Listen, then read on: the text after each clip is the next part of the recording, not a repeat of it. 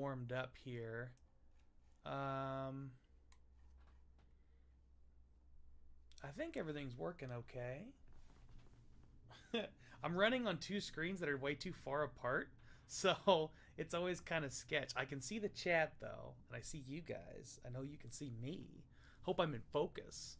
It's another issue I've been fighting with. Oh man, I'm here. I don't know. I hope Bourbon Baller can hear me or see me. He says Kyle's fashionably late this evening. I'm trying to stream, so if you don't see me, we got problems. Yolanda is finishing getting ready. Maybe that's what he meant. But somebody tell me in the chat if they actually can see or hear me, because I have no idea if things are working or not. Alright, we're good. Kind of soft. Had to turn up the audio on the TV. I'll turn it up a couple clicks and see if that works. There's Mike McAllister. That's 2 clicks up. I'm gonna try to do small adjustments. I don't want to blow anybody's hearing. I think I might have done that one of the last times we tried to do a stream.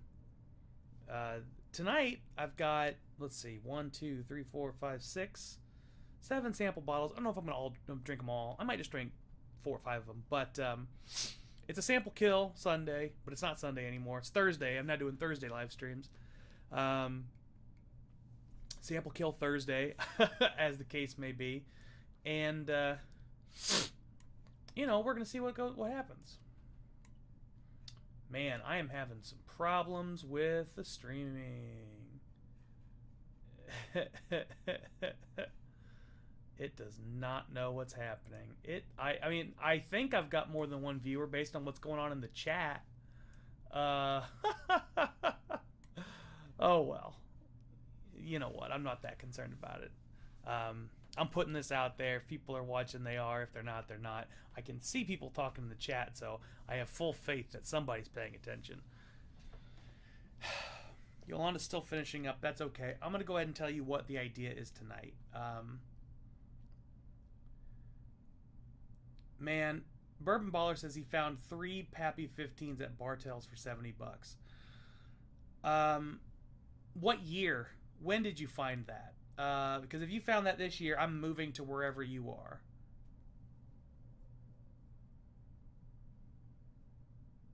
Anyway, in this handy-dandy notebook, I have written down some very unpopular opinions. If anybody watched the stream last week, you know that I had fun talking about the this year. Shit. Well, Bourbon Baller's got crazy connections. First off, I'll say Pappy 15 is MSRP is higher than that. So you're paying below MSRP for Pappy 15. I'm coming out there in September. I want to see this collection. I want to see what he's got. It was in the hood. Well, that explains it. I mean, that stuff sits on the shelves more in the hood than it does today. But I hope you shelf cleared them. And if you didn't, then go back and pick me up one. I'll be out in September. I'll pay you now. But yeah, in this notebook, I've got some unpopular opinions about whiskey. I've, I had some fun on the last stream drinking the cigar blend. Unexpectedly, Nancy Fraley commented on my video. We had a good discussion about some of the things I had said. I won't go into too many details because I'm hoping, I'm not going to put Nancy on the spot here, but I'm hoping that we can find a way to work together. And if we do, we'll talk about it then.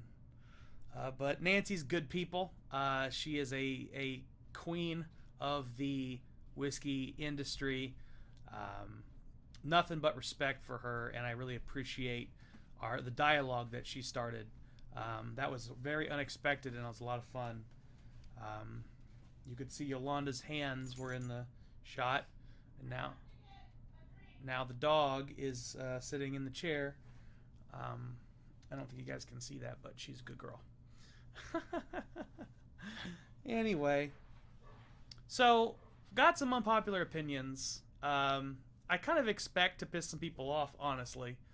Or at the very least, if not piss them off, then get some serious disagreement. Some of these I believe more strongly than others. But everything I put in here is defensible. That's really what I'm doing here. The lawyer side in me comes out from time to time. And I want to argue about stuff. And so I figured what better way to argue about some stuff than to come up with some unpopular opinions that I either fully 100% believe or I believe maybe 80, 70 or 80%. And I'll let you guys figure out which one of those is which. But I've actually got pours to correspond with most of those opinions, which is kind of fun. So I'm going to, oops, hit the mic. That's my bad. So I'm going to start the night off. Remember, this is sample kill style. We're going to sample kill the 1969 out of focus 1969 Old Crow chess piece, 10-year, 86 proof. This was a pour that I did a video review on, and it was Mike McAllister is coming in hot. Eagle Rare sucks. There's one. I would say I prefer, typically, not always, store picks are a different thing, but I prefer Buffalo Trace to Eagle Rare just right off the shelf most of the time. So I think that's a good hot take, Mike McAllister, and I kind of agree with it. I wouldn't say it sucks. I think that's pretty strong. But there are a lot of whiskeys I prefer to Standard Eagle Rare that are more available than Standard Eagle Rare. Excuse me. 1969 Old Crow chess piece, 10-year, 86 proof. Now, the story behind this is I actually got this whiskey a long time ago. Alan Ernst, shout out Alan. He is the godfather of old bourbon. Dusty Dan, if you're watching, Alan was the OG. I hate to tell you. He's been doing it longer than you, man. I'm just messing with you, though. But Alan, good dude, had gave me several dusty samples. And this is to me, this was sort of the crown jewel of the three. I've done videos on all three now, so they're out available to watch. But this one was actually Fred Minnick's favorite bourbon of all time. Oh, there's another one. I love it. I love to see the guys in the chat bringing them.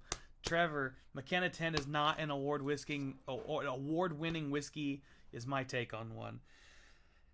I got to agree. What essentially happened when McKenna won that whiskey, that I think it was in San Francisco, they won like best whiskey of the competition or something like that. Basically what happened there, from what I can tell, is they pulled a honey barrel and they gave it to him. And that's the problem with a lot of the single barrel products. I think there's hot takes about not E.H. Taylor. Well, maybe E.H. Taylor single barrel. There's hot takes about Elmer T. Lee. That's the one I'm looking for. Everybody talks about how Blanton's is overrated. I've heard people talk about Elijah Craig 18 being overrated. Anytime there's one of those single barrel products, people say they're overrated.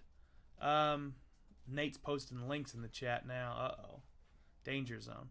But I think there's something to be said about most of that. Oh, Link to the Old Crow. Appreciate it. Yeah, this is the review of this bourbon, and I won't go into the details again on this. But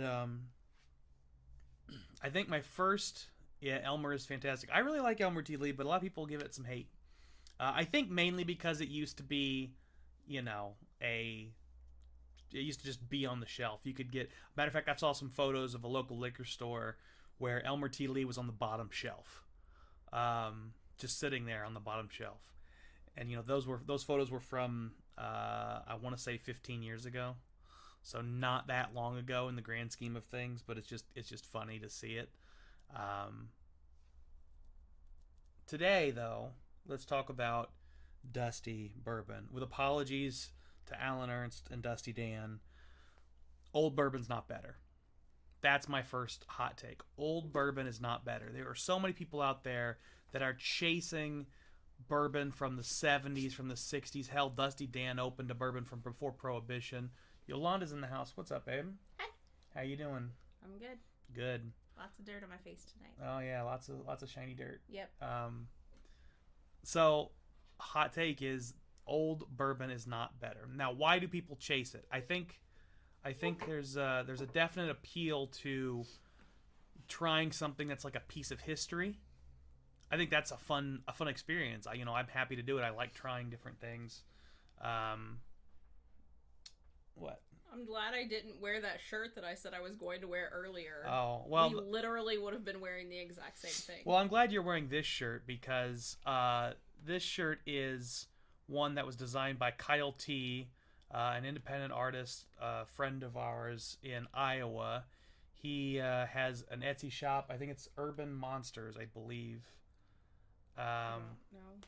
But I'm going to post after this video said and done. Once this goes up, I'll post a link in the description. I forgot to do that beforehand, but we've got this shirt and another shirt with a spaceship coming down to steal a barrel available for sale. These shirts in particular, I'm pushing hard because I think that we did some great work with Kyle. He did a fantastic job designing these shirts, and he's getting we're splitting 50-50 any income that's coming out of those shirts. So I want to give him something for the hard work he did and the really cool designs he did. So please consider buying one of these shirts. And they're cool little guys. They're cool shirts. I'm really surprised they haven't sold more than they have. And I think it's just people don't know about them. So go buy them. Trev posted the link for the store. They're pretty easy to find. Artist collaboration section. But anyway, back to old whiskey not being better. There's a nice thing about tasting some nostalgia, tasting a piece of history. And I think that's part of why people go after the older stuff. But I think there's another reason. There is sort of this idea that old whiskey is better, that I'm trying to say is not. But even beyond that, old whiskey is different. I've had several different bourbons from the 60s and the 70s and the 80s. And all of those have a similar kind of profile. They're richer, they're sweeter, there's not nearly as much grain, and they almost give you a metallic shininess sometimes. They can kind of have this old flavor to them. It's not really that they've gone bad, it's they just, they've lost something to time. And it's always hard to say whether or not they tasted like that then or not. But people that I know that have talked about tasting whiskey back then, I think there's a romanticizing of the past. And that's just sort of a part of every industry, is people look back and they go, oh, that used to be better. I do that frequently. Yeah, it's hard not to. You think about... Especially in creative industries. Yes, absolutely. And the reality is bourbon is a creative industry. I mean, the master distillers, the master blenders, they're mixing these things like any chef or any, artist. What kind of things do you think you look back at more fondly than maybe you should? Oh, the Victorian era for sure. One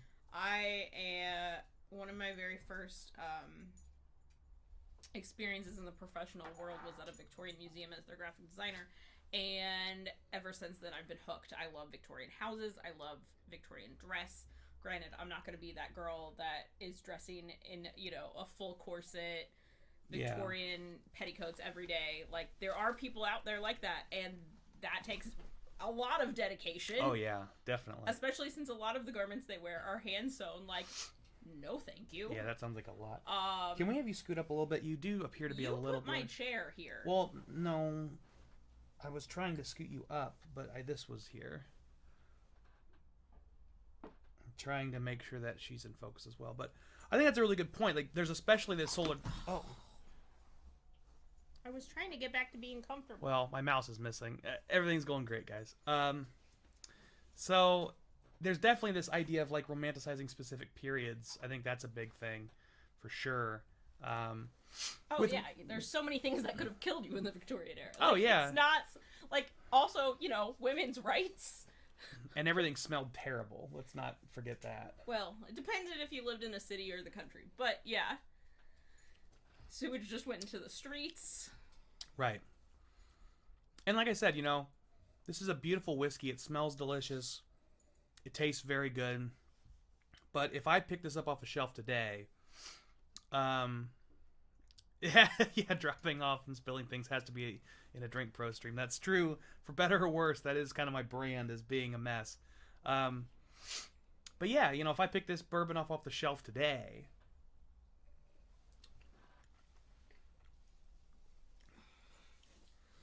I mean, it's good. It's good, but I wouldn't say it's, worth hundreds of dollars, which I think is probably what you're going to pay if you go and buy one of those pieces of the chest set today on the secondary market.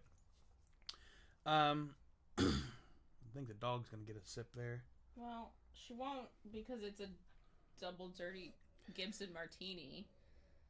If anything, she'll sniff it and say, I don't want pure ethanol in my veins, and then move away. I don't know. She's licked bourbon before. Bourbon Baller says, oldest I have is 1998 Pappy, the year I graduated. Don't know when it'll get cracked. Well, we'll have to find an excuse.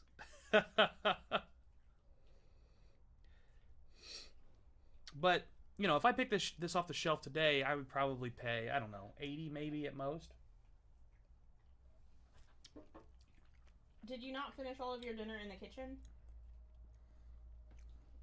Yeah, I would say 70 or 80. And, after inflation, that's probably pretty close to what the price of this would have been. I don't remember what the MSRP was on these Chessmen, but probably was between 80 and 100 after you inflate over, a 30-year, 40-year period.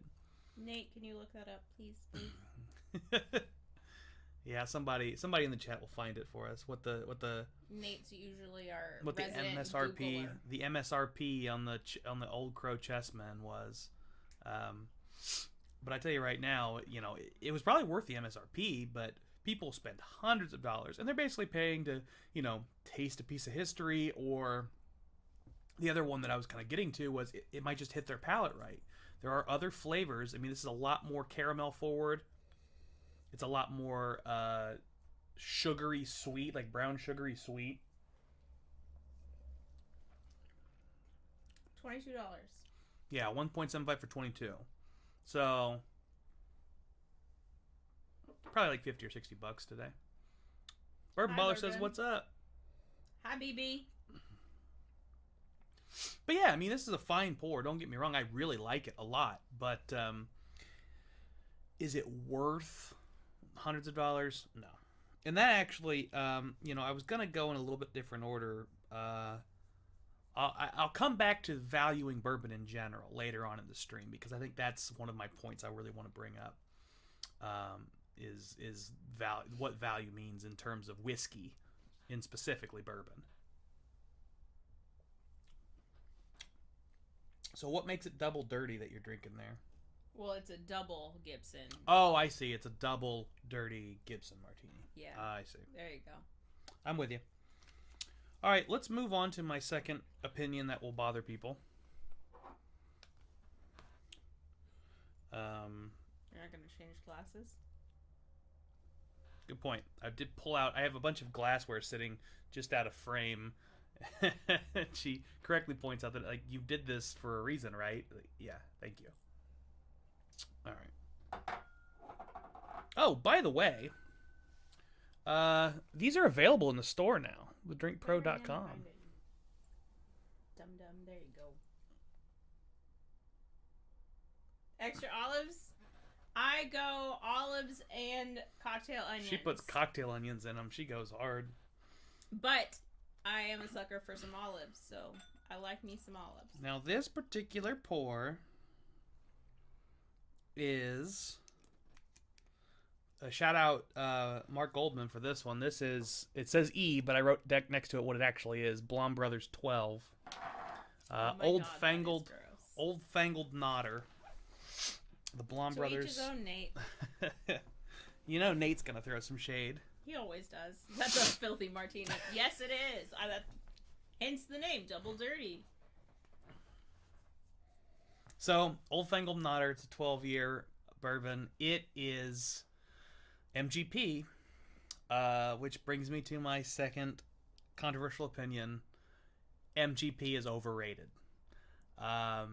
It's one of the biggest whiskey makers in the world. Not just in the U.S., in the world. They make so much freaking whiskey. And they source so much freaking whiskey. And anybody who's trying to do a startup, they'll go to MGP. Everybody knows MGP. They've got a set mash bill set. They make an okay product, but there are so many. I just saw a 5-year-old MGP sitting on the shelf for like $70. Do you need to go potty? That's too much. Do you go outside? No? Okay. That's just too much. There is some good MGP, sure. I've had some fine stuff from MGP, but it is overrated because I will say this: the majority of the whiskey that I've tried that is MGP, I've been unimpressed with. And I think that's a pretty bold claim because most people I know, they get MGP single barrel sources and they love it. People are sourcing MGP all over the place, and a lot of single barrels that are getting... What are you doing over there? I was listening to see what the dog was going to be doing. Because I know it's been a minute since she's been outside. Well, why don't you take her outside? Make sure. I asked her if she needed... The good comes the horrible. Well, anyway, so MGP, you know, and for people who don't know, I think most people in here know, but for those of you who don't know, MGP is the old Seagram's distillery in Lawrenceburg, Indiana. They've been called a couple different things throughout the years, but they are currently known as MGP. And like I said, they make plenty of good whiskey, but I have seen so much stuff coming out of them being priced way too high and not being particularly impressive. I've seen a lot of Remus picks come out of MGP. Dusty Dan, what's up, my man? You missed my first hot take, which is probably for the best. I went on a long rant about old people chasing Dusties and old whiskey. But, you know, I think that MGP is fine, but it's almost always overpriced because people are buying it at the price it's actually worth from MGP and then jacking up the price to actually make a profit for their new up-and-coming distillery or their program or whatever they're doing. And when you do something like that, it just immediately not worth it anymore. I mean, I'm seeing people bringing out 7 or 8 year MGP bottles for $120. No. I'm not fucking paying $120 for MGP juice. It's not worth it. Not for a 7-year. No way. I've had 15-year MGP juice that I paid $150 for. Way too much. Not worth it. This is like a recurring theme for my experiences. I've had 10-year MGP juice that I paid $99 for, and it wasn't worth it. You seeing a trend? If I see MGP on a bottle anymore, if I see it sourced in Indiana, distilled in Indiana, I probably am not going to buy it. And not because MGP juice isn't good, but because I've been burned so many times by MGP. So much of what they make is not worth the price that people are charging for it. And I am giving them the benefit of the doubt. I am saying, all right, I'm assuming you're keeping the best juice for yourself in your Remus picks and in your Volstead special reserve releases and the Remus repeal. Fine. But I tell you what, I've had the Volstead reserve. I did a video on it. It wasn't worth the price. I've had several different Remus picks and only have had 1 or 2 where I was like, yeah, that's a good one. I want that for that price. One of the people that I know does it well, that I've had several from that I actually did like and think were worth the price, was Smooth Ambler. I don't think I have any of them on my shelf right now.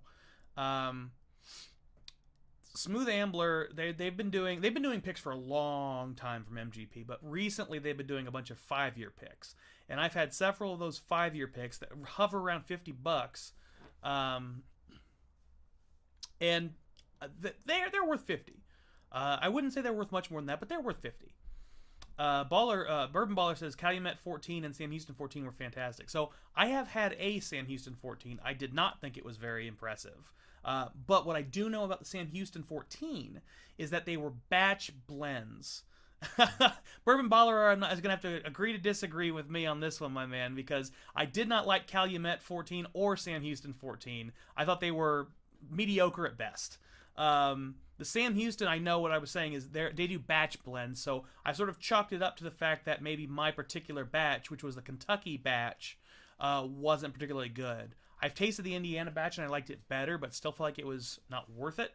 But again, that was like Kentucky 1 and Indiana 3 or something like that. So it's hard to know.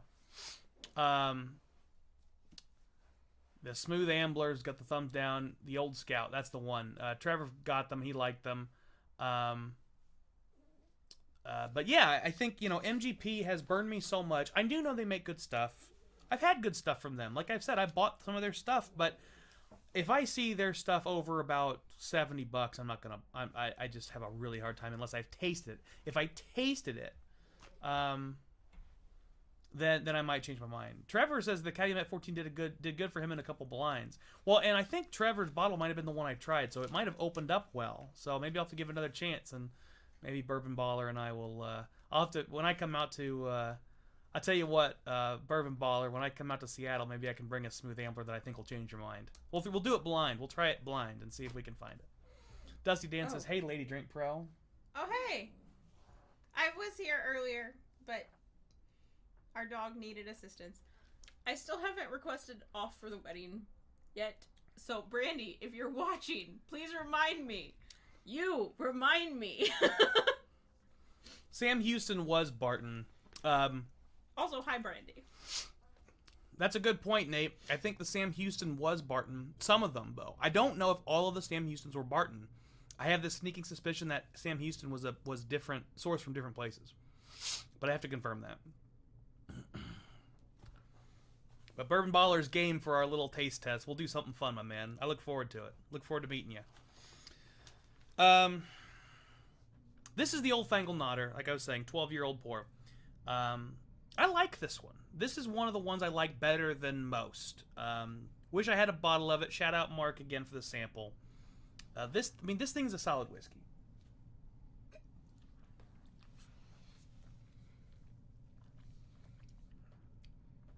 Because I feel like, and maybe this is an age thing, like 12 age is a good number of years for MGP. Because it's got the oakiness, it's creamy, it's got a lot of baking spice, it's got like candy, rock candy, sugar, so it's very sugary sweet, and then some nice caramel. And yeah, Dan's right, like that's pretty dark. That's pretty dark for 12 years. You want to smell this? Not your thing? I mean, none of them are my thing. All I smell is corn. I get like a caramel corn vibe. Yeah, like sweet corn. I don't smell caramel corn. Like I don't get the. How would you describe caramel? Like a burnt sugar? Yeah, I mean caramel's burnt sugar. Yeah.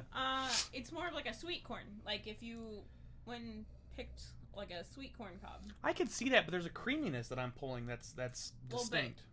Corn can be creamy. Can it? Creamed corn isn't actually made with any cream. But I wouldn't call creamed corn creamy. Not on the palate. Yeah, I think Nate hit the nail on the head. I like the Nodder fine, but I want to like it more than I do. It's also a price point issue, too. Like, I know that the Old Fangled Nodder is not priced the same as maybe it should be.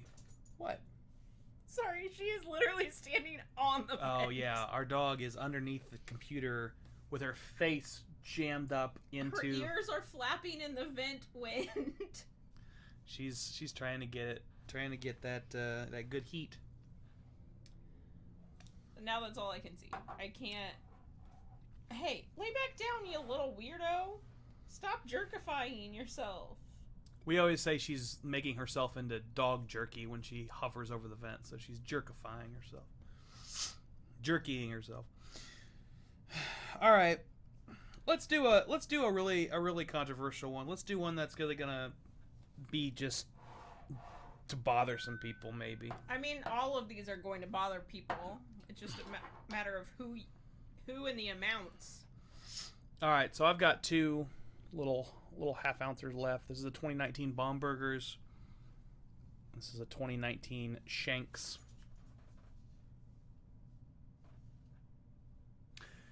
And my third point is tasting notes are crap. Tasting notes. Isn't that what you based your entire YouTube career on? Yep. Okay. Let's burn it down. Tasting notes are crap. And let me tell you why. Now, I think tasting notes are valuable in one situation. Tasting notes are very valuable. Bourbon Paula, you're already killing me. Tasting notes are very valuable to explain experiences to each other. Yeah, and Nate's kind of hitting on it in the chat. They're a fun way to provide a conversation back and forth. What they aren't good at is actually informing somebody before they buy something and before they try something whether or not they will like it. Here's why. Three components of this. First off, subjectivity. Different people have different palate experiences, and it's something I hit on a lot. I talk a lot about the fact that Yolanda tastes things different than I do, and vice versa. It's something Nancy brought up, too. Yeah, and something that Nancy brought up as well. You know, there is a subjectivity to palate, and there is an individuality to palate. There are some things you're never going to not get. Like, if you taste a whiskey, it's going to taste... If you taste a bourbon, it's hard to not find some kind of sweet corn. Caramel, candy corn, vanilla, something. Some sort of sweet aromatic is going to show up. But what it identifies as is almost entirely subjective. I can say... I was going to say, that's why you say weird ones like you're on a gondola by a blueberry patch. Right. It's experiential. But you could... Wait, when have you been on a gondola by a blueberry patch? You can use imagination. You can imagine experiences. Okay, fine. But... weirdo. You're a weirdo. So... But just now, before... I'm more normal than you. Before Yolanda interrupted me... I always interrupt. That's why I'm here! So she was smelling the Old Fangled Nodder, and she got sweet corn out of it, which is not something I got. That's a perfect example of, like, I would have never in a million years said sweet corn as a note for that, and she pulled it. That was the first thing and only thing she pulled. That's the kind of thing that it causes problems when people are trying to explain whiskey to each other. On a paddle boat through swamp water. I think I've had some Ardbeg that tasted like that. But that's the first problem, is subjectivity. The second problem... and before I finish that, subjectivity is important because there are so many different ideas. I love Michael's suggestion. Mike McAllister, new review idea, just taste it and say, yeah, and cut. That's freaking hilarious, man. I may steal that. Like that. I may steal that. But not only is taste subjective between individuals, it's subjective internally based on time and setting. If I drink a whiskey at 9 a.m., it's going to be different than if I drink it at 1 p.m. if everything else is the same. And if I eat a meal before I try a whiskey, even 3 hours before I try a whiskey, it will affect my experience of that whiskey. And what I eat will affect the experience of the whiskey. So there's so much subjectivity. Oh, and the environment, the humidity, the everything. What's up? That's like when I poured what was the clear one? I can never remember the name. Yeah, that oat whiskey from High West. Yeah. He had gone to pick up our sushi order, and I went ruffling around through all of his whiskey, trying to find something that would match our fish. And I found the oat whiskey, and he was, like, surprised that it paired well with the sushi. Yeah, I was. But it did. It was the only time I really liked that whiskey. But you know, there's so much subjectivity to the whole experience that it's very hard to bounce between how those tastes are. Now, and I think Nate just pointed out drinking alone versus drinking with others impacts him a lot, too. That kind of leads into my second point under this. No, of course not. Whiskey notes are very easy to influence. I didn't think about sweet corn until Yolanda said sweet corn, and I smelled it, and all I could smell was corn. Now, I smell a different kind of corn, but, like, the power of suggestion is so predominant with whiskey tasting and with whiskey notes. That's why you have a wheel. That's why I have the wheel. Literally, the entire point... Thank you for pointing that out. Literally, the entire point of this... Here, I'll cover my face so you can see Yolanda. It's pretty good mine. The entire point of this wheel... I put a lot more time into my face than you do, though. Yeah. The entire point of this wheel is to self-suggest ideas to see if I can find them. And that does give me some consistency. I mean, you know, you can reduce some of these variables and get some kind of consistency, but you can't reduce them all. And I think I really, really tried to do that with the Stag Junior batches. I still don't really feel like I got a perfect idea of whether or not, or what my ranking was of those 15 batches. I still am not confident in my ranking because there's so much subjectivity I couldn't remove. Third, and the most important thing, honestly, is that tasting notes. Specifically, I mean tasting notes or aromatic notes, where you say, oh, butterscotch, oak, blueberry, all those kinds of notes. You are digging into the 5 to 10% areas of these whiskeys. Like, you are talking about the minutia when you start giving notes like blueberry or mint or chocolate even. Even the chocolatiest of chocolate pours that I've tried, it's 15 or 20% chocolate at most in terms of the overall palate. Unless you're talking about, like, peanut butter with, what's the one that I drink? Yeah, the Screwball. Yeah. Yeah, exactly. Like, unless you're adding... It's meant to be a peanut butter whiskey, and so right. That's all you're going to get. Right, unless you're adding flavor, then the flavor notes or the tasting notes or the aromatics, they're going to be such a small percentage of what's actually going on in the whiskey. The majority of the flavor is not what you're talking about when you give tasting notes, which I think is so weird. If I gave, and this is something else that we've talked with a couple of professionals, and they mentioned this, that, you know, there's like 5 notes you're going to get in every bourbon. Like, you know, you're going to get some sort of vanilla.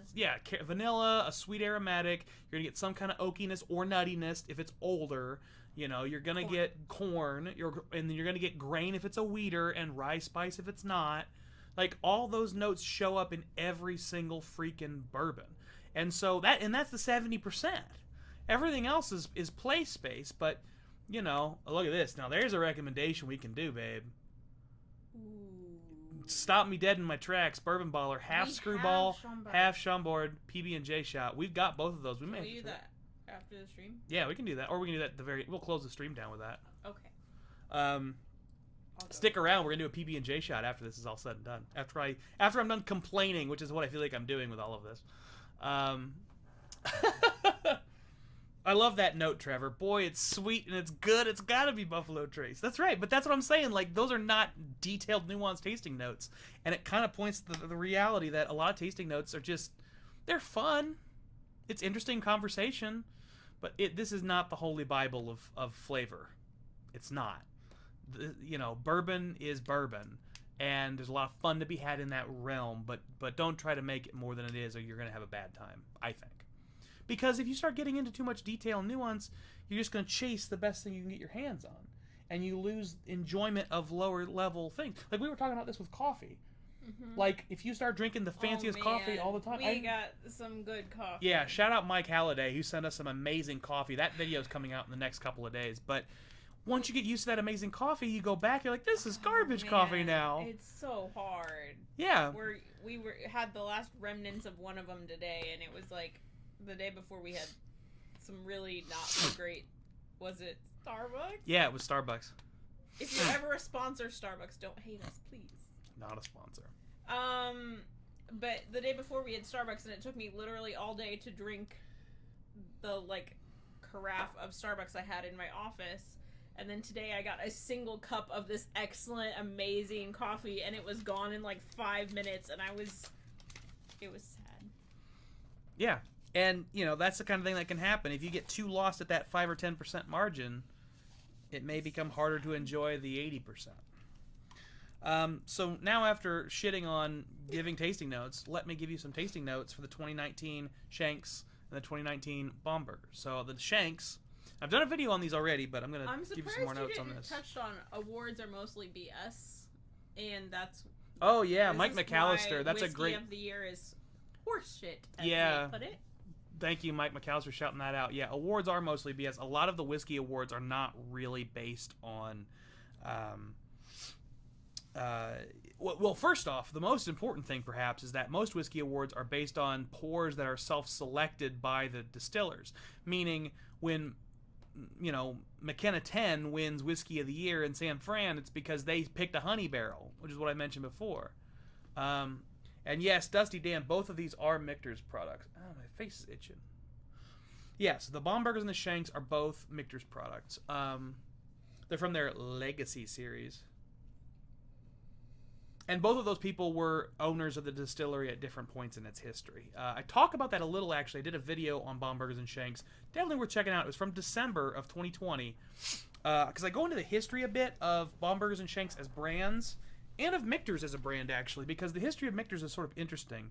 The fact that they are not currently in Pennsylvania is a little odd. I'll just say that as a little teaser. But the notes on this. Teaser to what? The Wikipedia page? To my video! I don't watch your video. Obviously. Thanks for the support, baby. Hey, I designed that t-shirt you're wearing.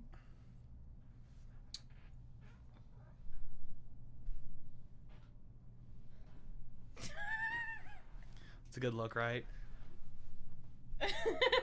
That'll sell some shirts. Oh, man. Okay. I designed that logo on the stream. You did. That's true. I support you in my own way. You do. Nate, shout out Nate. Bringing links. That's the link. Dropping links. Dropping links like bombs. Uh-oh. You shouldn't do that to papers you need. Okay. Also, I hear most of your videos being produced, so I know generally what they say. I'm getting a slight apricot. Uh-huh. Ooh, and a toasted marshmallow. A toasted marshmallow? Are we on a camp out? Are there Yeah, hot dogs there's sizzling on another campfire nearby? There's some gentle cedar notes. Oh my god. I know these notes seem like bullshit, but I'm genuinely smelling all these things. And kind of the part of it I'm doing is like giving more pretentious notes than I typically do, because I typically don't look in those realms for my flavor profiles. I typically stay pretty close to home. Not true. No geranium in this, Nate. This one is not particularly floral, actually. The Shanks is not particularly floral. Although I'm getting this wonderful praline note. Also, the people/company you're with, a good vibe can make a mediocre whiskey a great whiskey. That is a great point. Moron Academy. Yeah, the people you're with can really, especially, I like that you mentioned company, actually. Does that mean all of your whiskey is good? Because you're with me? Mm-hmm. Happy Valentine's Day, baby. Every whiskey is a pappy when I'm with you, babe. It better freaking be! That's all I got to say. Anywho. But yeah, I like that you mentioned the people in the company you're with, absolutely. Although it's kind of funny, when you said company, I was thinking literally a company. Like a corporation. And I was actually going to compliment you, and then I went, wait, that doesn't make any sense. But like a good, like being part of a company that makes whiskey, like it would be hard not to drink your own Kool-Aid. Like if I was working for Wild Turkey, and then somebody at Wild Turkey made a product that I didn't think was good, like it would be hard to actually recognize, like, hey, I don't like this. Hey, I don't think this is good, because you'd be so involved in the company and involved with all the people. Like it would be hard to be objective, I think. That Peppy is being sent to me as we speak, buddy. Hey, cheers, Dan, for that one. Dusty Dan's helping me out, and I gotta have a cheers for him on that one. Was he the one that got you the 23? Yeah, Dusty Dan's got Dusty Dan. He's the man bringing me the pappies. I've got everything but the 23. I think it's looking like it'll probably be set up for either a birthday stream or a 1,000 sub stream. If I get my 1,000 subs before my birthday, I'll do it for the 1,000 subs. So subscribe if you're not subscribed already. Please subscribe.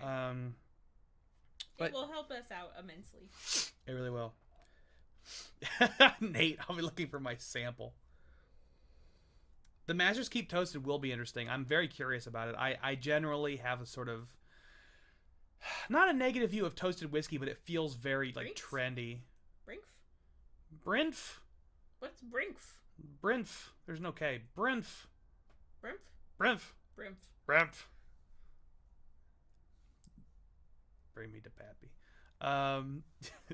I was trying actually kind of not to call out Dan for this, because but he called himself out. Yeah, I guess that's true. You brought this on yourself, Dan. Sorry about you, brother. But I was trying to kind of keep it on the low until it actually got in my hands, just because I didn't want people flooding Didn't want people flooding Dan. He's been a good dude to me. He's been helpful. I appreciate his channel. Appreciate what he's doing. Like, I don't want him getting. Yeah, I know. I figured you did, man. And that's what I'm saying. Like, Dan's being a brother. He's helping me out, and I really appreciate it. Anywho, where does this take me? Where am I taken? I don't know. You already said you were taken to a campground with cedar, marshmallow, and some other bullshit. You know what? I'm getting honey graham crackers. So s'mores. Yeah, there's no chocolate in this. That's why I asked if there were hot dogs. There's no chocolate, but they're getting that like nice cedar, like burning cedar, toasted marshmallow. Any honey hot dogs and the graham being roasted crackers. nearby? No, there's no hot dogs. We never know. If you're at a camp out. This whiskey smells like hot dog water. And a little bit like my drunk family. So I think I'm at a cookout. I don't think I've ever been to like camping with drunk people. Oh man, it's the only way to be camping. Smash that like button. Smash the like and subscribe button. Click, click. It definitely doesn't smell like Malort. No, it does not. Although, actually, I will say, even if you don't like the taste of Malort, Malort is very nice and herbal on the nose. Somebody sent him bad Malort. He has only had good batches of Malort, and so he thinks it's good.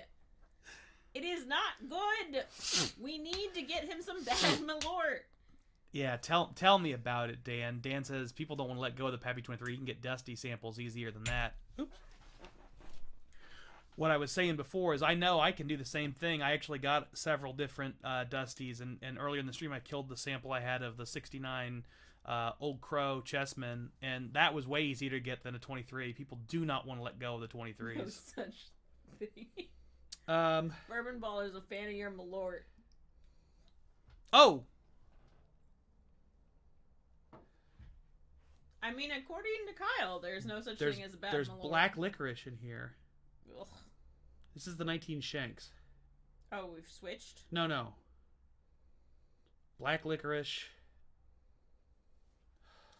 Wait, where'd your other wheel go? Are they different? Yeah, I've got 4 or 5 different ones. Why? I like it a lot, Dan. So the first thing I did on this stream was actually that,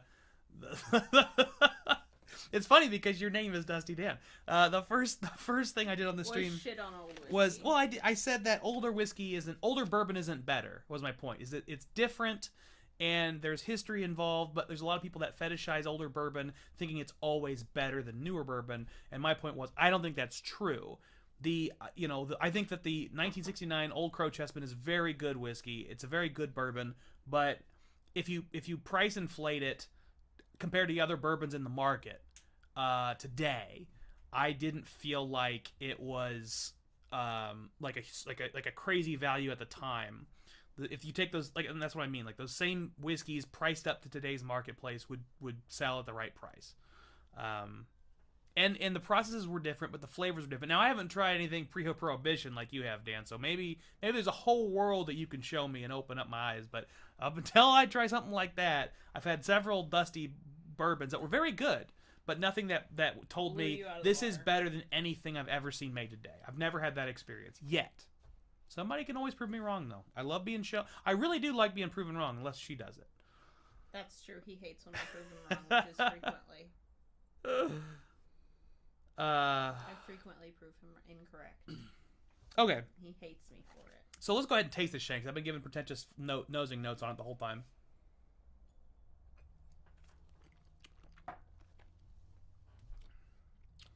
Ooh. Yeah, it's herbal and nutty and oaky. Yeah. See, this is why I don't like whiskey. Well, one of the many reasons I don't like whiskey. What it smells like and what it tastes like are much like an experience with coffee. Most coffee, anyway. It smells delightful. But then you taste it, and the taste is entirely different. And I like to know what I'm going into, and whiskey lies to me. I mean, I think it's wonderfully sweet. Corn, caramel. The cedar is on the nose and the palate, which is interesting. But that's my point, though. Most whiskeys, what you have on the nose and what you have on the palate are way different from one another. maybe.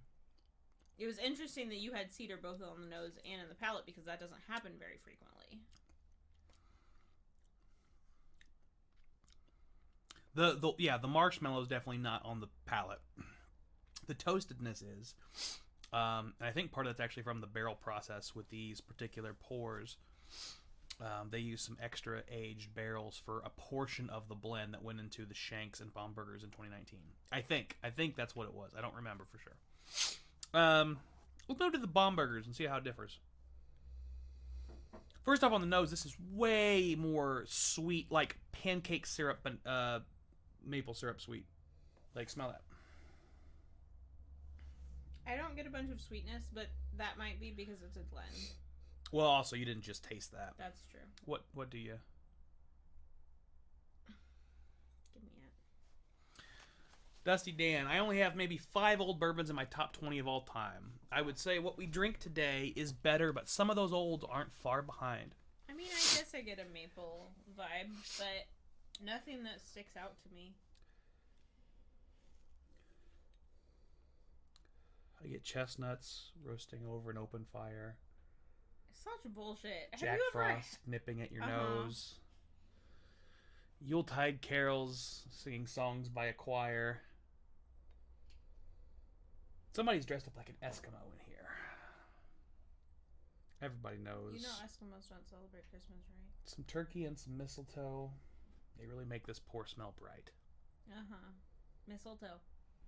If there's mistletoe about, you gotta...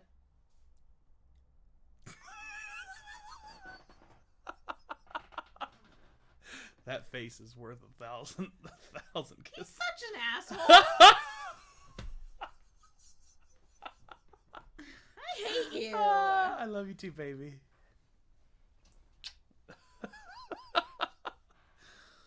Oh my gosh. It smells like Christmas tree. I have not ever had the chance to try Old Granddad Lot 1, but I would love to try it. I was going to ask, actually, Dan, before the Christmas Carol detour, what you think the best old bourbon that you've ever tried was. So, yeah, that look was priceless for sure. Trevor, I'm glad my pain is entertainment to you. It really is. I think your pain is part of... the only reason anyone wants me on these streams. I think your pain really does inform these streams. I wish I could make you in... I wish I could get you in better focus. Do we want me in better focus? I think I look better not in focus. You want that soft focus, that soap opera lighting? Yeah. Let's grease the lens a little. All the soft focus. And some Signet, man, that nose is so good. It is pretty solid. Can't lie. Signet or what you're drinking? The Signet. But this is very good, too. You know, you can tell it's higher proof. The Shanks is definitely lower proof than the Baumburgers. But for me, it's like a lot sweeter.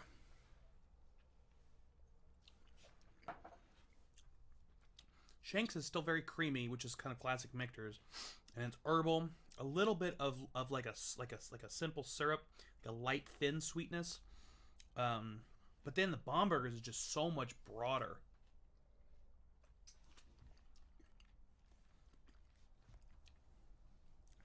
Lots more nuttiness.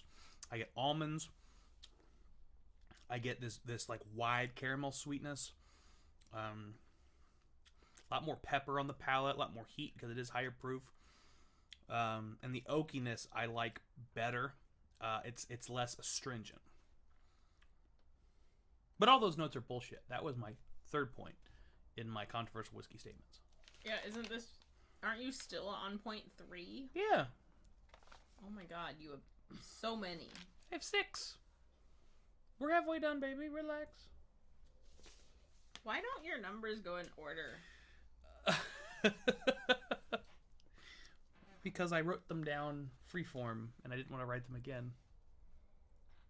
His numbers are 5, 3, 1, 2, 4, 6. Mm-hmm. So he couldn't even collect his thoughts in an order that made sense. So cross out 1, cross out all 3 points on 2, cross out That was three. Cross out 2. I can't even cross them out in the right order. All right, ladies. Are you sure you went to law school? You know, I did. I don't know how I graduated, but I was drunk half the time. Well, that's because you couldn't process your emotions. Yeah, you know. We're working on it. Now you're just all emotions. Now I'm just sad. Pro tip, if you can't process your emotions, just remember you're going to be sad before you're happy. Dusty Dan. Old Oscar Pepper from the 40s. 1947, Old Taylor. 1955, Old Crow. 1967, Old Fitz Stitzel. And Old Mock from pre-pro era. That is a hell of a list, my man. Well, it's more than 5. I think it's 6. But that's the... No, that's 5.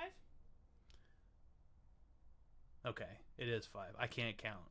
Man, I'm struggling, guys. This is How much have you had to drink? not that much. We're on ounce 2. This is still mostly full. I've had more to drink than you. Because my martini is almost empty. Yeah, I know. We can tell. Hey. Sorry. It's true. Can the collective we tell or just you? I mean, I don't know. I don't know if they can tell. But because you live with me, so you know what sober me looks like. Yeah. It's all in your speech. Your speech patterns changed pretty dramatically. I don't think they would have picked up on that, though. Maybe not. It's still kind of subtle. But that's Thanks how I for always... calling me out, you ass. That's how I always pretended to be really sober when I was not in law school. Couldn't tell till you mentioned it. Yeah, that's my bad. Sorry, babe. I'm done here. But I realized she'll be back. Yeah, the profiles are just very different from what we are used to today. That was kind of my whole point, Dan. I'm glad you brought that up, my man, because that's exactly my point. Is the profiles are different. It doesn't always mean better. Why are you so mean to me? It's funny. It's but not, though. It is. But when I was in law school and I had to pretend to be more sober than I was, not usually in class, but I learned, like... Not usually in class. I learned that if you look like you're thinking really hard and then you just talk slower, it's hard to tell that somebody's been drinking a lot. You'll just think they're really thinking about what they're saying. Hashtag coping mechanisms. Let's move on to number 4. Oh, so number 5 on the list. Number 4. All right, guys, here's another one. Here we go. Buckle in. Store picks are overrated. Yeah, you want to comment on... I'm sorry, Nate, but that is not my idea of a romantic day. Nate wanted us to come to Ashland, Ohio, to come visit his dad's coffee roastery. And we were going to try a very rare coffee together. And it would be a sweet, romantic trip to Ohio. Hang on. Let's analyze the sentence you just said. Store picks are overrated. No, the one after that. I don't feel like it. So, store picks are overrated because... I love it, Bourbon Baller. Wow, until you tried mine. And that is actually the point. And Anthony's kind of getting on there. Exactly. People look for store picks and they heart store picks, but they care about a pick or a sticker or some fancy wax, and they don't care about who is this person. Do you have the same palate as them? Do you understand the criteria on which they picked the whiskey? That's another one. So this pour that I just poured is a Weller Full Proof store pick from a local store that I won't throw under the bus. But they've explicitly said... Is it the bigger one around here? It is a bigger one. I won't tell you which one. Or I don't want to do it on the stream. I'll tell you later. That's fine. This pick, what they said is they didn't pick it. It was during COVID, so they weren't able to go down and pick it, so they had a whiskey sent to them. It was So they didn't even get to pick between like 3? right. No, they didn't. The master distiller down there picked a barrel for them. And that's what I'm saying. Like, if you know that kind of thing's happening, even a store that you like and trust and you can, get used to and comfortable with and value their opinion, even that might not turn out well. Anthony, great point in the chat. I only trust a store pick if they let me sample beforehand.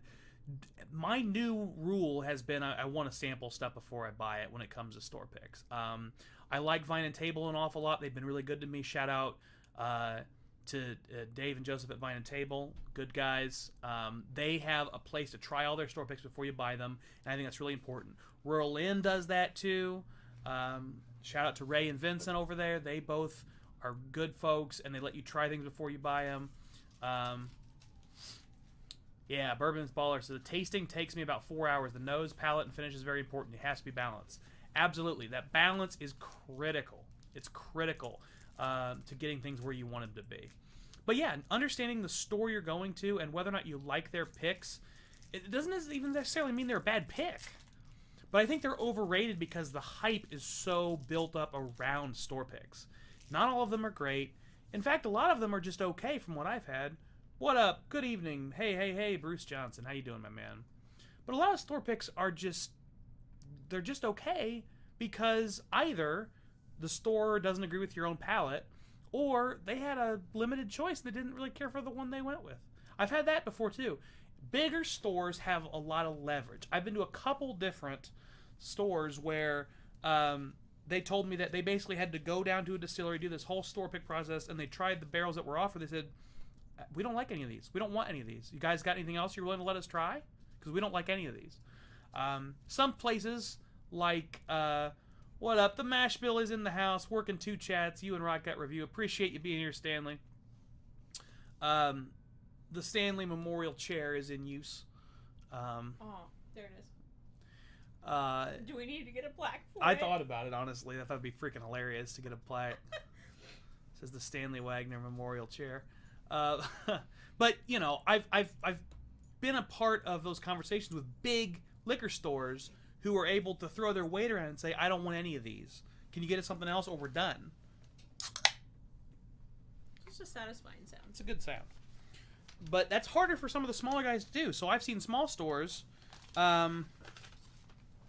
disavow themselves from store picks that were sent to them or that they didn't care for but they felt compelled to buy. And people still bought them up. It's just, it's not what everybody wants. Dusty Dan is dropping knowledge in this chat right now. He's talking about reverse osmosis, which wasn't done a while back. He mentioned that the hybrid corn today versus regular corn back in the day. He's mentioning the wooden fermentation vats, which are no longer very common. Dusty Dan's dropping knowledge in the chat right now. Well, that's kind of, yeah, Stanley, that was the joke, is the memorial means you're dead. I know you're not dead, but we can maybe say the pre-memorial, the Stanley pre-memorial stream. I don't want a memorial as a chair. Can it just be dedicated to Stanley? The chair, the chair, not the stair. What's up, Joe Brown in the house? How you doing, Joe? Yeah, we could do the dedicated. Well, if we're gonna do a dedication, we got to get on a stream with Stanley and do a ribbon cutting, because that'd be fucking hilarious. Knock a bottle of bubbly against it. Well, let's not do that. We've had bad luck with bubbly blowing up over electronics. I don't want to do it again. It's not my fault. Oh, I didn't say it was. Anywho, what am I drinking? What is this? I don't know. Well, they're foolproof. Bourbon Baller. I met with distillery reps from Brown Forman and Heaven Hill for my first picks, and they were really annoyed how long it took. Fuck them.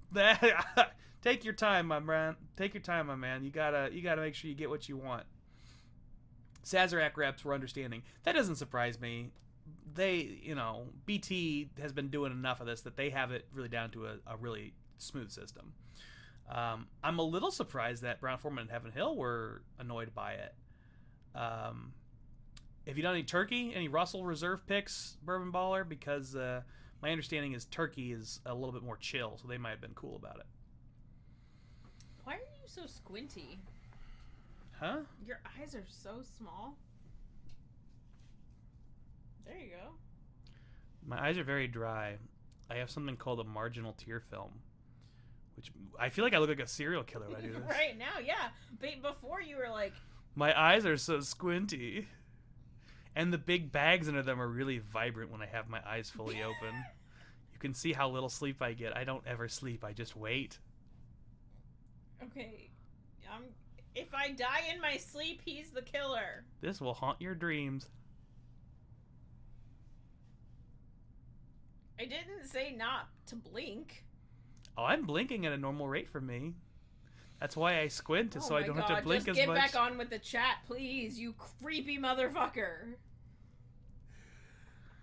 Dog is back to jerkifying. Pinhook, Old Forester, and Weller soon. Hell yeah, man. Anthony, well, I was enjoying my Stag Junior. I mean, that's fair. Oh, man. Next on the series, Tracy Smith in the house. What's up, Tracy? Next on the serial bourbon killer. Oh. I mean, I was watching Murder Monday makeup tutorials earlier. There you go. We need to do a murder. What is it? A Murder Thursday? Is that a thing? I don't know. You could do a Thriller Thursday. Thriller Thursday. Today we're talking about the bourbon killer.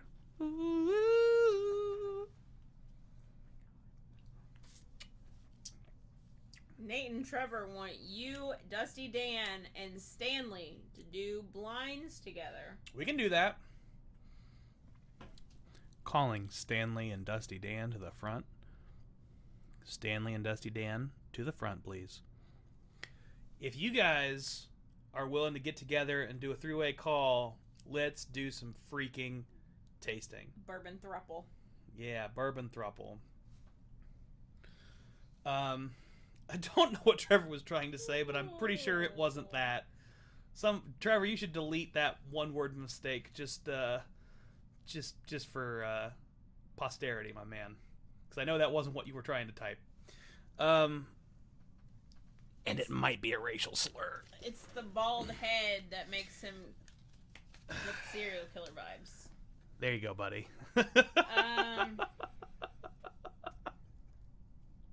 Poor Trevor. I know that's what he was wanting. Okay, anyway.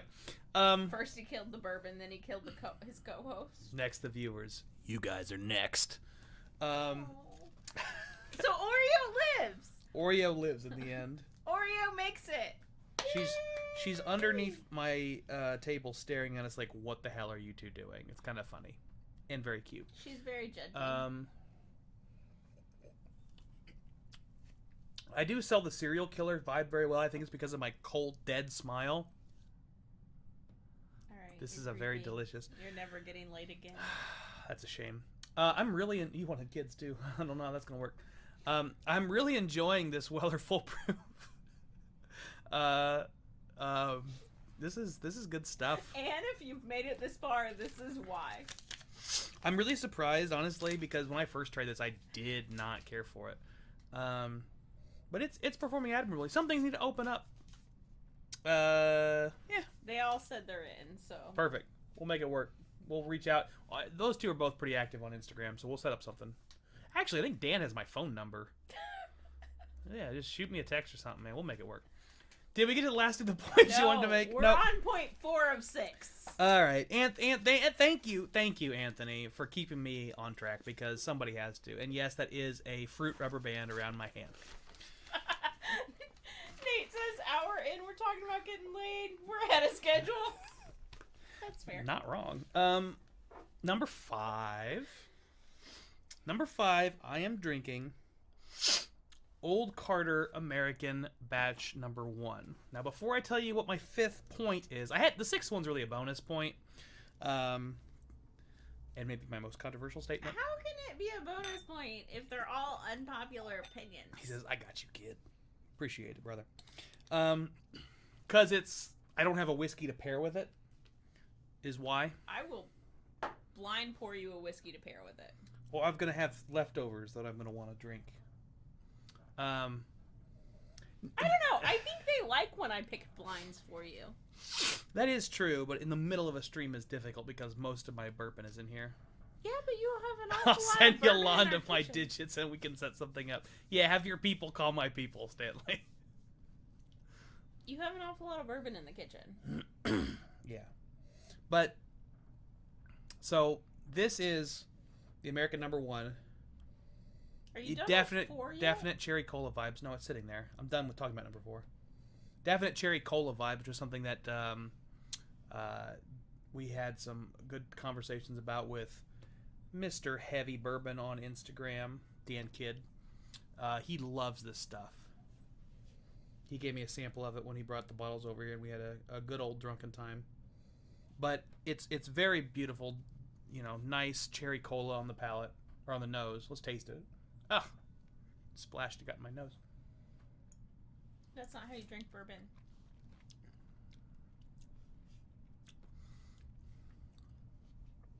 Soft, creamy, sweet, cherry, oak. It's a good pour, but my controversial opinion number 5. Also, if you guys... My controversial opinion number 5. I think Bruce is the second person I've seen that's sipping high-proof Clyde Mays. Clyde Mays is good stuff. I need to get more into them. I actually have not done any samples of Clyde Mays, except I think an 86 proof. I've definitely got to do some Clyde Mays stuff. I'll hit you about that in a second, Stanley, but I want to get this point out. Point 5 is that no bourbon is worth $200 or more. I was debating about the price point and where to draw that line, but I've settled on $200, and here's my basis for that.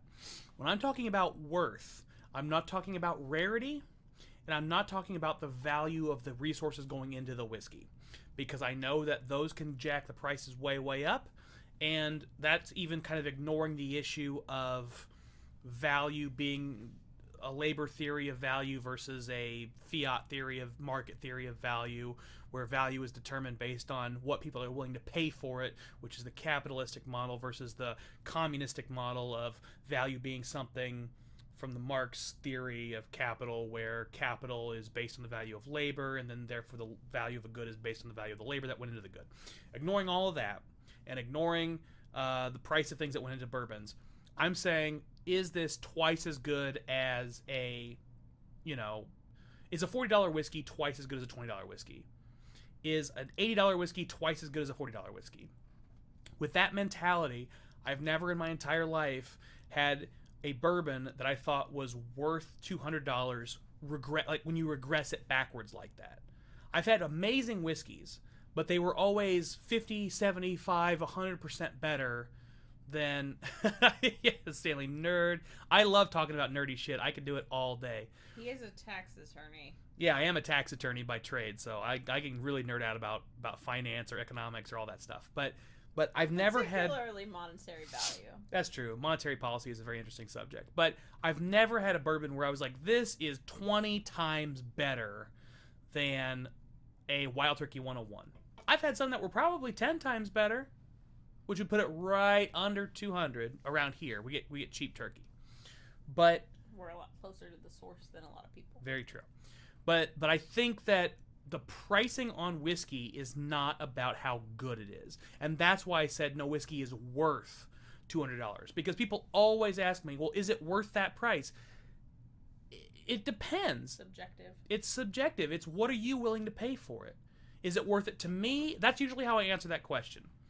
Yeah, and Weller is a great... Thank you, Bourbon Baller. Weller is a great example of this. Old Weller Antique, OWA, sells for like $120 in the secondary market. And I can't imagine it being worth that, in my personal opinion. Now, I believe I've gotten some for $50, and I was pretty comfortable with that. And I think, Stanley's pointing out Old Tub, Mellow Corn, those are great examples of whiskey where it's like, if this is your benchmark, right? For me, Evan Williams Bottled in Bond's a great example. Very Old Barton Bottled in Bond's a great example. Mellow Corn's a great example. Didn't Old Tub win your No. Bottled in Bond video? No. Was it Very Old Barton? No, it was JTS Brown. JTS Brown around here is $10. $10. I've never had a whiskey that was 20 times better than JTS Brown.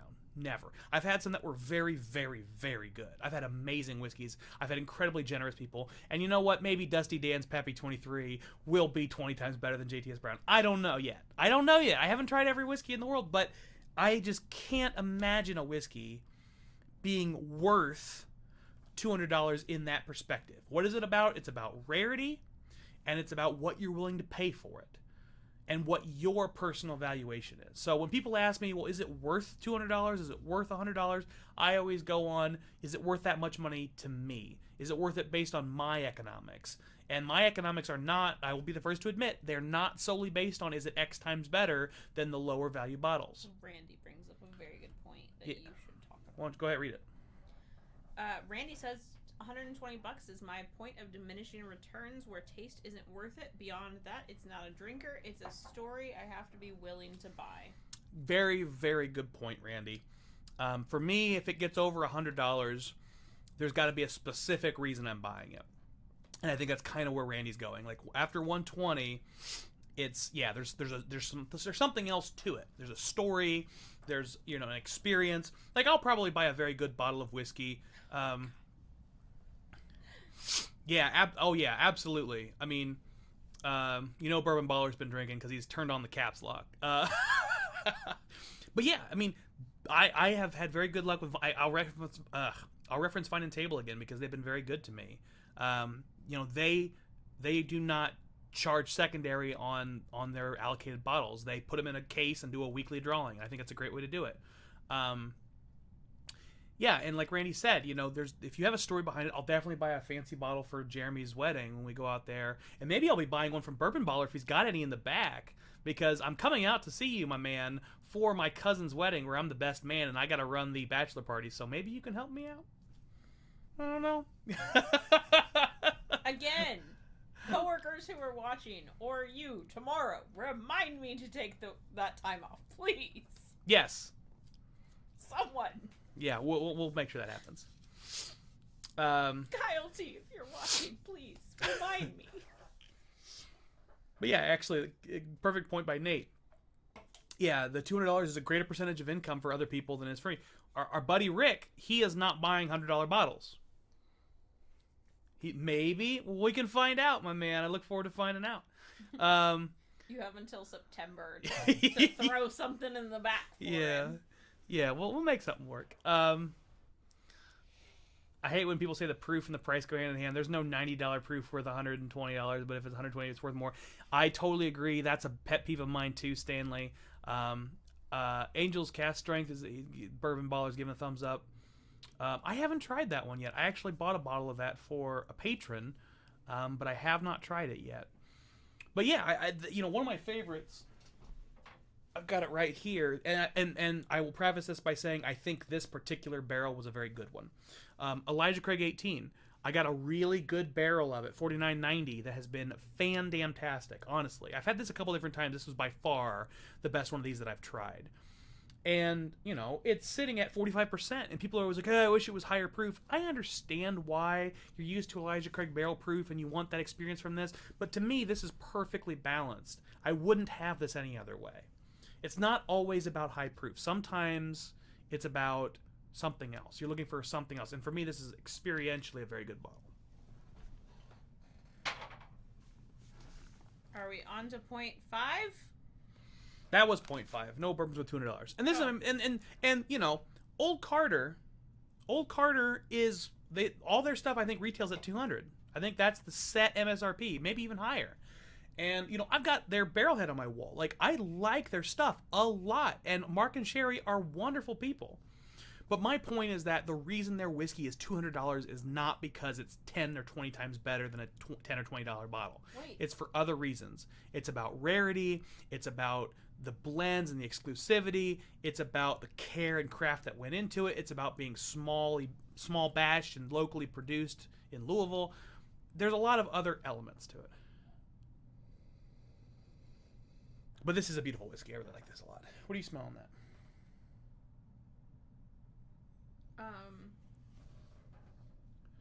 It smells like dusty corn is the first. It does have a dustiness for sure.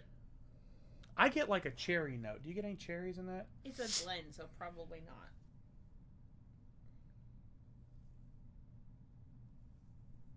Not really. Poor Anthony is stuck in New York where the allocated prices are between MSRP and secondary. Do I need to go get a rocks just because you want my sniffing notes?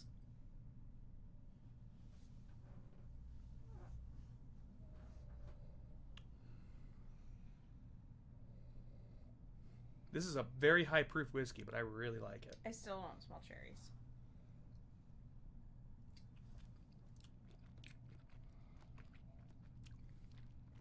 In fact, I don't smell much of anything. Ooh. Is this really high proof? Yes. Okay. That explains why I'm only really getting ethanol. Woo. It's a lot of burn, but delicious. Like I said, I really like the cherry on it, oakiness, sweet honey.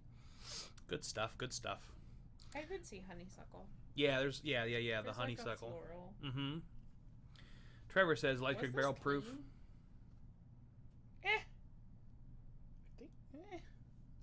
Why? Well, I was gonna take a sip of it, but if it's I guess it's so high proof it would have cleaned it out. Yeah, it's clean. It's clean.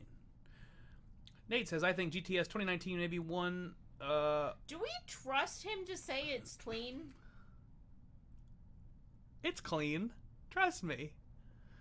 Nate says, I think GTS 2019 is one of maybe 2 or 3 pours that's actually worth over 200. M20 being the other one. I would think they'd be like a 199. Those for me were very close. Actually, no, the 2019 GTS was not. It was under 200 for me. When I set the $200 price threshold, the ones I thought of were William LaRue Weller, Pappy 15, Michter's 20. Those are the 3 that I was like, where do I draw that line? I trust the high proof to clean anything that wasn't. I agree, Anthony. And he doesn't pass up a chance at Elijah Craig Barrel Proof. Oh, I got so excited, you guys. So, Elijah Craig Barrel Proof. Every time I've done a blind tasting... Ooh, that's hot. Yeah, it's toasty. It's like 139.8. Here. Every time I've done a tasting with Elijah Craig Barrel Proof... yeah, so good question. I'll answer that in a second, Stanley. Elijah Craig Barrel Proof, every time I've done a blind of it, the B519 batch always wins. And I've tried going back as far as 2017. I haven't gotten into the old ones on a side-by-side blind. But all the new ones, the B519 won hands down. But when I bought it, it was low proof, and so it sat on the shelves, and it got marked down pretty low, and I only bought 2 bottles of it. I thought, oh, I didn't know. I was pretty young or new to whiskey collecting at the time. If I had known, I would have bought a case of it. But now I'm down to my last bottle of it, and I'm very sad about it. And what does my dad find in his basement but a bottle of Elijah Craig Barrel Proof 519 that he meant to give me as a gift? And I had never been happier by a silly bottle of whiskey he found randomly in a basement. That was so awesome. So that really made my week. I think that was last weekend. You didn't even tell me that. Yeah, Dan. Oh, no, you weren't down there. No, I was not with you. Did you just imagine that I was with you at your parents' house? I can't keep track of things. To Stanley's question. So, we've discussed it in the past that women smell things much differently than men. Yeah, women's noses are more sensitive on average to ethanol than men's. And this isn't true for everybody, obviously. There are averages here, but on average, women are going to be more likely to prefer an open mouth rocks glass to a Glencairn because it will give them less of the alcohol, the ethanol burn. The ethanol dissipates in the wider mouth glass. We've ran this experiment on literally dozens of people, and there's only been one outlier that I can think of. I can only think of one guy that prefers a rocks glass over a Glencairn. I can't think of any women that prefer a Glencairn over a rocks. I think there are 1 or 2, but I think it's typically people that are used to stronger smells. And so the sensitivity has been turned down to all smells, so the ethanol doesn't bother them as much. That's my interpretation, at least. Yeah, I do think That's a good point, Anthony. The neat glass would be a good option for her. I don't think I own any neat glasses, but it's one that I've considered buying. I also do think, like Stanley mentioned, a rum sifter or a brandy snifter might be a good option because it's a middle ground. We haven't tried that blind, I don't think, side by side. Have the brandy sniffer. Yeah. And I use the little mini brandy snifter for your screwball. So that might be a good middle ground option for you. We should experiment with that. Maybe. She's not a big whiskey drinker anyway. I mean, that's true. She's on these streams to give me shit and to mostly say how bad the pours I'm drinking are. I mean, again, true. It could be a $200 pour of whiskey, and I would still probably shit on it. I'm not going to give you a $200 pour of whiskey. I know you would never give me a $200 pour of whiskey. All right. The Bourbon Trail glasses. I feel like I've seen those, but it was a while back. But yeah, the Bourbon Trail glasses are more open mouth than the Glens. Glens are technically Scotch glasses. I've got one more, and I actually think this is the one I probably believe the least, but I want to argue the most because I think it's funny. Only Imperial Hennessy goes in my brandy snifter. That's I just imagine you wearing an ascot while saying that. What is Imperial Hennessy? It's different from the metric or the. I love root beer. It's not like metric Hennessy. Last opinion. Most controversial. One I probably believe the least, but I still want to argue about it.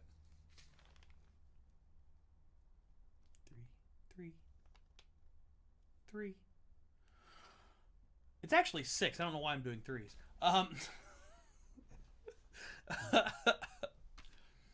You ready? Here we go. Secondary markets. It's very high-end Hennessy. Oh, wait, since you're on your last point, does that mean that I should go get the ingredients for our PB&J shots? Yeah, you can go do that while I do this rant. Well, since it's a rant, I'm going to use the restroom, too. Okay.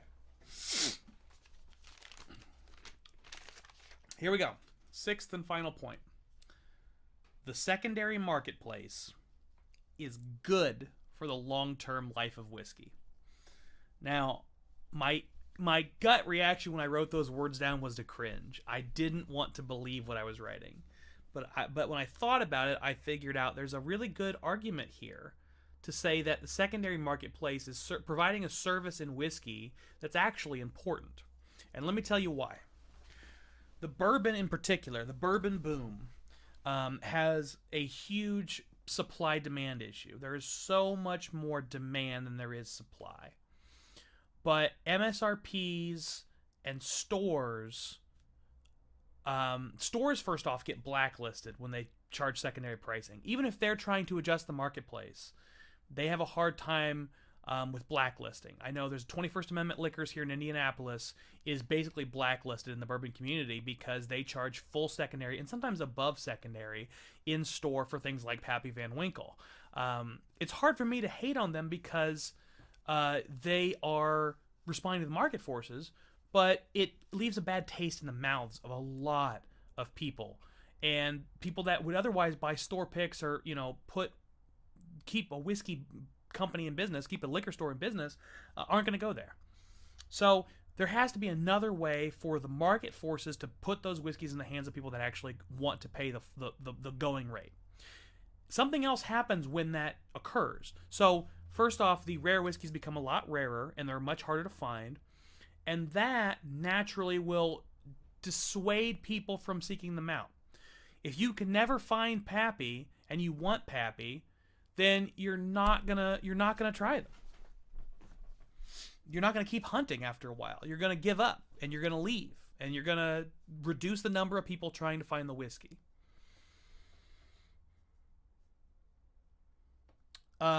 If you are the flippers that are buying this whiskey and then selling it for an increased price, they are profiteering off of this market problem, but they're not doing anything different than the distributors. If you really wanted to remove these kinds of issues, the distributors have to not be the ones setting prices for the liquor stores. You know, if anybody should be making the profit for the liquor boom, it should be the distilleries, right? Because they're the ones making the products. So when the expensive whiskey gets on the secondary market and it's priced at ridiculous prices, people like myself get out of that market. I am not out here buying Van Winkles or Michter's 20s on the secondary market. Hell, I'm not buying $100 bottles on the secondary market. I'm not buying George T. Staggs. I'm not buying William LaRue Wellers. And part of that is because it's too rich for my blood. And what happens when when people leave the marketplace is the prices go down. And right now, hold on, let me finish this thought. Right now, we've seen a lot of those prices continuing up and up and up because new people keep entering the marketplace. But I'm telling you, the price equilibrium is coming. And that's why I wanted to make this argument, because it's hard for me to stomach. I'm watching these prices increase so fast, and I don't want to believe that the prices are going to that this is like the new reality. But I firmly believe that the secondary market is good for bourbon because it puts the whiskey in the hands of the people that value it the most. It moves people out of the marketplace who are not serious about whiskey. They will leave because they will get, too disgruntled. And then I also think that the secondary market is providing a service that blacklists both distributors and distilleries and liquor stores. Akeem the Dream is here. He says, "Oh shit, did I miss the unpopular opinions?" You might have, man. I think I'm just You're clearing up the last one. Clearing up the last one right now. You can do an overview while we the most unpopular opinion. All right, what did you have? What were you gonna say? Do you want a measure and implement, or do you think? No, I can half and have it pretty. I'll eyeball it. But I got a lot of thoughts in the chat on this one. I'm going to read through them, but that was my rant, is basically like, I think they're providing a service. The secondary market is doing good things long term for whiskey. All right, so Nate and Anthony kind of agreed. Trevor kind of agreed. Anthony then said, rare whiskey gets to the hands of the folks who wouldn't have the chance to get it otherwise, and if you can afford it, you'll find a way of getting it. Bourbon Baller, I believe the secondary market takes away the experience for people breaking in at bourbon. The newbies never get a fair shake at bottles without having to spend their trust funds on. Bourbon Baller, I agree with you. But I think that's one of the reasons I added the caveat of long term. I think that in the short term, it's actually really unfortunate to have a secondary market.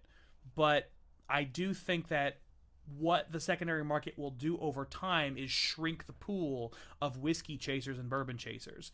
And it's not going to be overnight. It's not even going to be in the next year, I don't think. I wish that happened with houseplant people. I think it will eventually.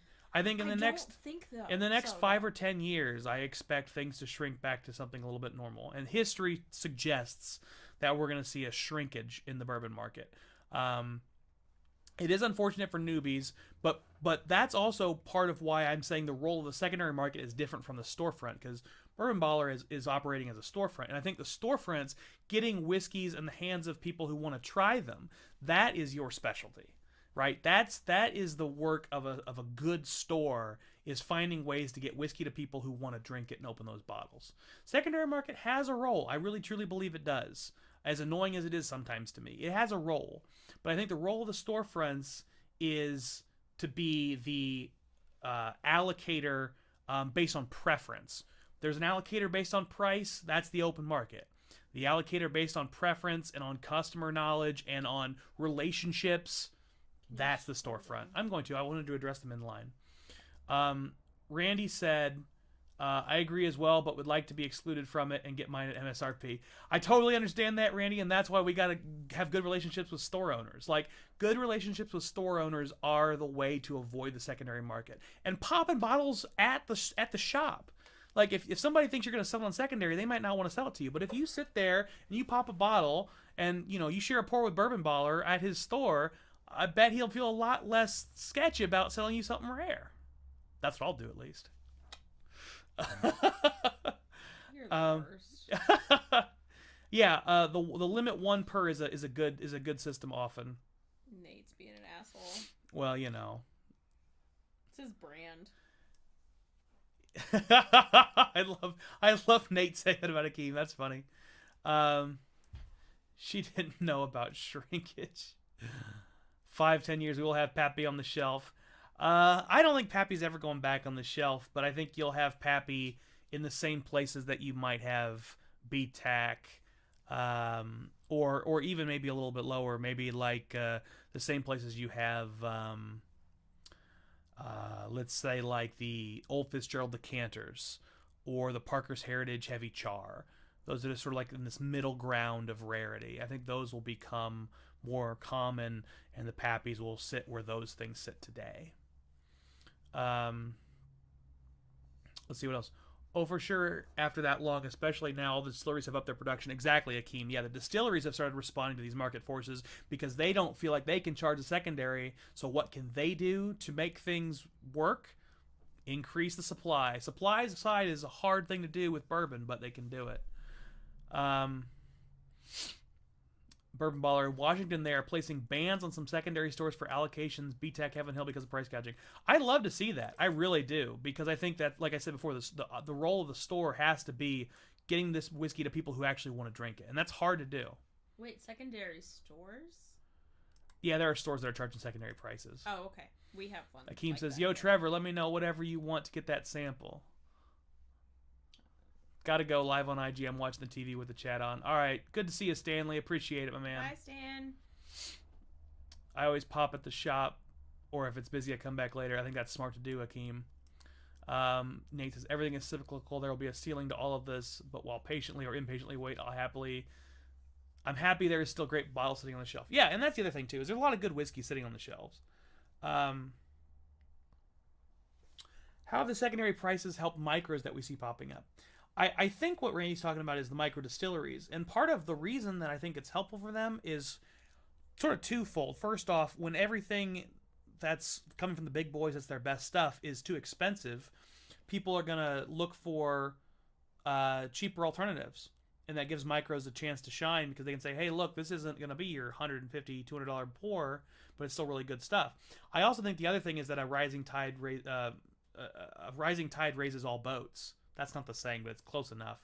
When you are in a market where whiskey is cheap and you start a distillery, you're not going to have a good margin on each bottle of whiskey.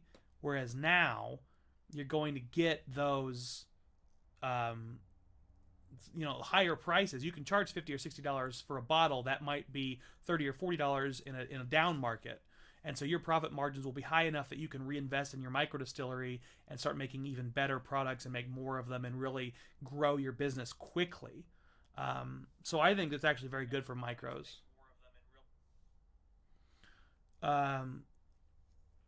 Let's see. Bourbon Baller says, the vendors will not allocate high-end bourbons. My shop is inside a grocery store.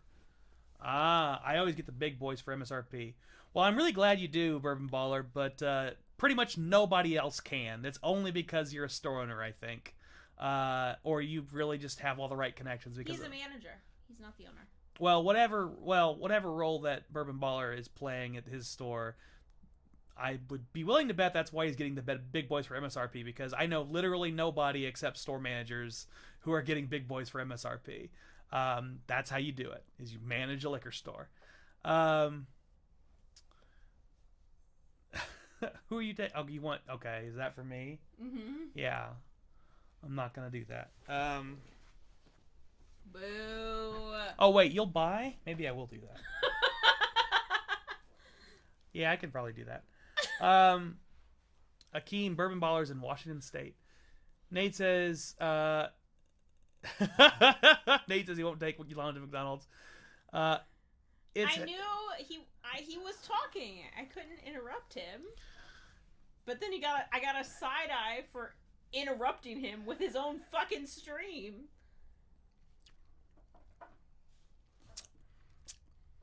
You were talking about Nate. No, I wasn't. I don't want to talk about Nate. Nate said. I don't want to talk about Nate. Okay.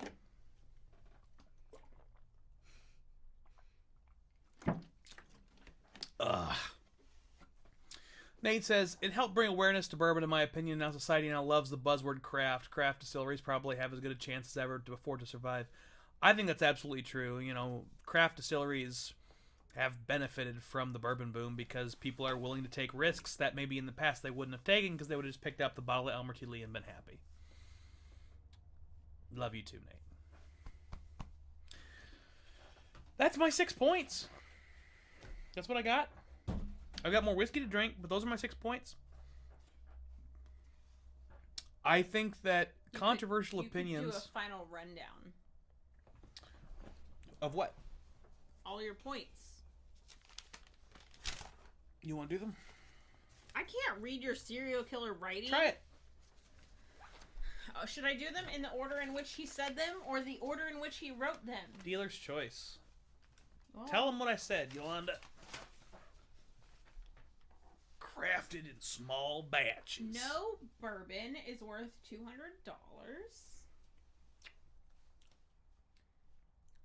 Tasting notes are crap. Too easy to... I have no idea what that word is. Influence. That is how you write the word influence? You're looking at sub-points. Oh, I'm sorry. Was I not supposed to read the sub-points? I mean, you can if you want. But... Dealing with the 5% instead of the overall existence. Yeah, that was highlighting the fact that, like, 80% of the flavor is not picked up in the tasting notes, which we talked about before. I can't read any of the last sub-point, so I'm just going to skip to the next point. Older bourbon isn't better. Yeah, a lot of the 70s and 80s and 60s even stuff, it's different, but I wouldn't say it's always better. There's sort of a fetishization of older bourbon that can be problematic. MGP is overrated. Yeah, I've had a lot of MGP stuff I didn't care for. Some of their stuff is good, but I've had a lot of stuff from MGP I didn't care for. Mike McAllister, I gotta say, I think that's totally right. I think you're absolutely right. The price might drop eventually, but I think initially, at least, once the boom calms down, that's what's gonna happen. Store picks are overrated. You liked the word overrated in this list. Yeah, I did. Secondary markets are good for the future of bourbon. That's the list. Bourbon Baller says, the way I sell big bottles is based on people that show love and buy from me all year. Or just stop in and stay high and show support. Sometimes I do a lottery. I think that's a good way to do it, Bourbon Baller. Like I said before, I've been showing a lot of love to Vine and Table, who's a local liquor store for me. Exactly, Akeem. Store picks are hit and miss, which is why I said they're overrated. People assume they're going to be good without any more information, which you need more information. But back to Bourbon Baller's point, yeah, I think I've got I show love to the local store, the Vine and Table, because they do that exact kind of thing. Nate's still out here hustling.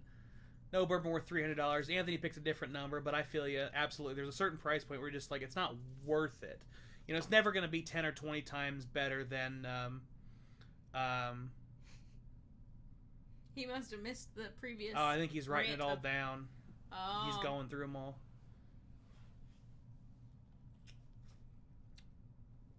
I mean, I would happily buy from Bourbon Baller if we could get it out here. I don't know if that's possible. I can send people to your store. How's that for showing love? I got a couple friends out in Washington State, but that's family. Yeah, I got family too. I got friends and family out there, but that's about as much love as I can show from over here, unless you're online. But we can chat until September. Then I'll come show you lots of love. Because I got to buy a lot of bottles, so I know you're gonna be my man.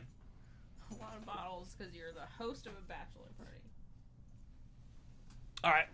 Scroll down. Let's make some shots. We can't see what the people are Okay, saying. old lady. Her face is worth 1,000 words. I'm just kidding, baby. You're not old. You are like 5 days? How do dates work? You're 5 days older than me?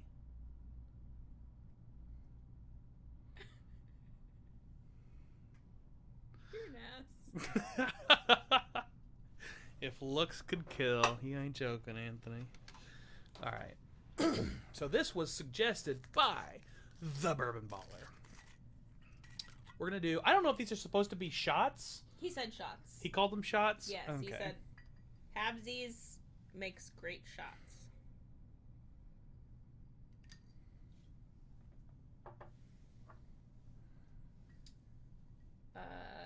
It was at that moment he knew he fucked up, says Mike McAllister.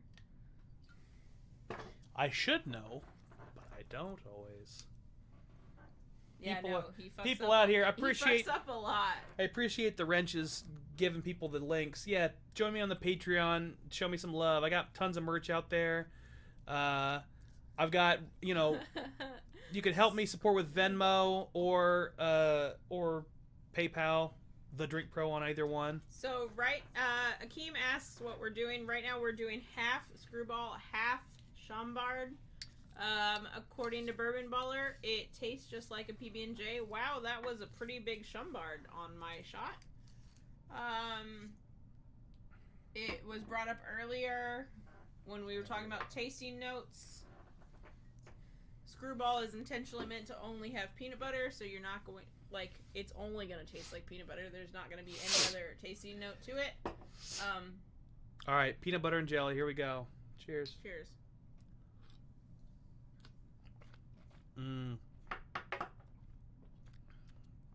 Good call. That's amazing. Bourbon Baller knows what's up. That's a good call. That's really good. That's delicious. For anybody playing the home game, half Chambord, which is just raspberry liqueur. If you want to go cheap, get Razzmatazz by Dick Cooper. Which we have. We do. And Screwball. Or any other peanut butter whiskey. Peanut butter whiskey, raspberry liqueur, Ooh, mix them together. That legit tastes like a peanut butter and jelly sandwich. It does. That was delicious. Ooh, Mike McAllister. We need to do like a Drink Pro gear challenge to post on your wall or something. I really wanted you to hate it. I was ready to hate it. I'm ready to hate it or love it, but I gotta say, it's pretty good. I mean, it's not whiskey, don't get me wrong, but yeah, I saw you mention that before, Bourbon Baller. We don't have Godiva, though. Yeah, I'm out of Godiva. I ran out. But yeah, I mean, I wanted to hate it too, but it's freaking good. But I really want to go back to Mike McAllister's idea. The Drink Pro gear post on my wall. What do you suggest? What are you thinking? Because I love that idea, Mike, and I want to know how you think that would operate. Now I have to buy whiskey I said I would never buy. I mean, honestly, there are other peanut butter whiskeys out there. You don't have to do Screwball. True. Obviously, this is not everyone's favorite.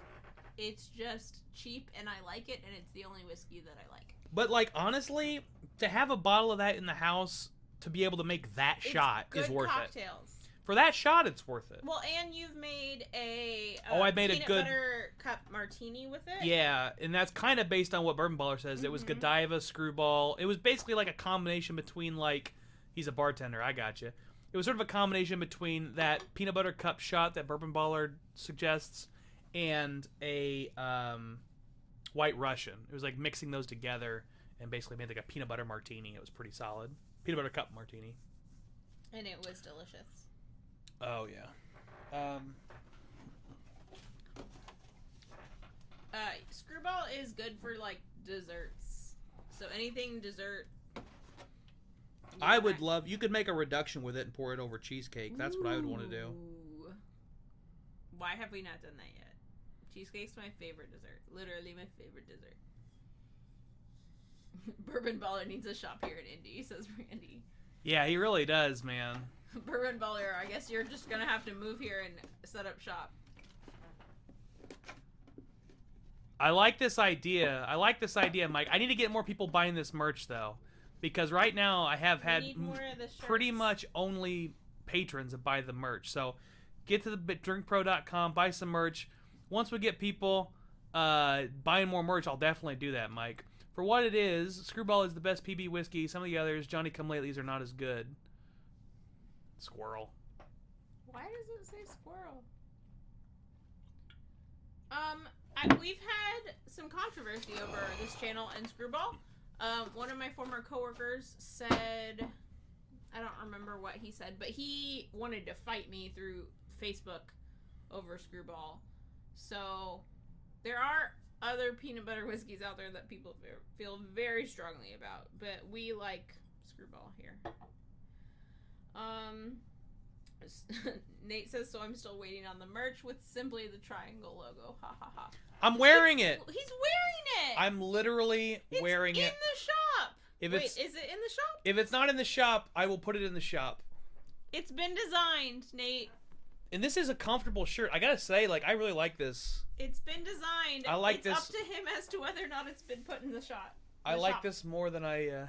Yeah, let's fight about peanut butter whiskey. People will, though.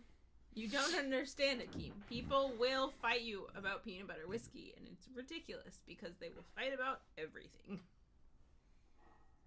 Specifically, peanut butter whiskey. It's peanut butter jelly time, peanut butter jelly time, peanut butter jelly time. Way yeah, way yeah, way yeah, way. Trevor, I have not forgotten. Yeah, we are designing. We might be divining it. We'll see. Depends on if we get spoken to. Wait, smaller. Nate. He wants like a small logo. You know It's what? on the polo, dude. You know what, Nate? Go buy a fucking polo. Quit complaining and go buy the polo. That's literally what you want. You want it on a polo. I know you do. And it's the right size and it's understated. And it's tiny. It's like that. The thing is, Nate just likes to bitch about things he hasn't actually looked into. So I'll let him keep bitching. Yeah, Nate. Literally the polo. Literally go look at the fucking polo. That's what you want. Go buy it. And it's a very nice polo. And it's been in our store since the beginning, so he just has not paid attention. I don't think he's ever gone to the store. I'm not sure that Nate's ever actually been. I don't want a polo girl.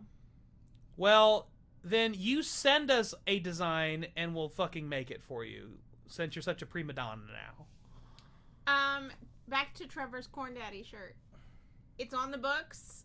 I tried sketching it digitally and have decided that I need to go pencil to paper because I'm...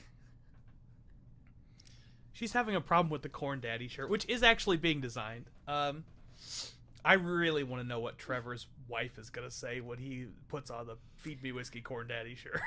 Have we discussed... She is going to be like, what did you buy? Have we discussed the fact that the corn is in leather, a leather harness? Well, we've played with different designs. But like... Should we just ignore Nate? I mean, I think he knew we were fucking with him, so I think it's fine. I know it will be great. Trevor has full faith in you. Oh God, I don't know if you want full faith in me.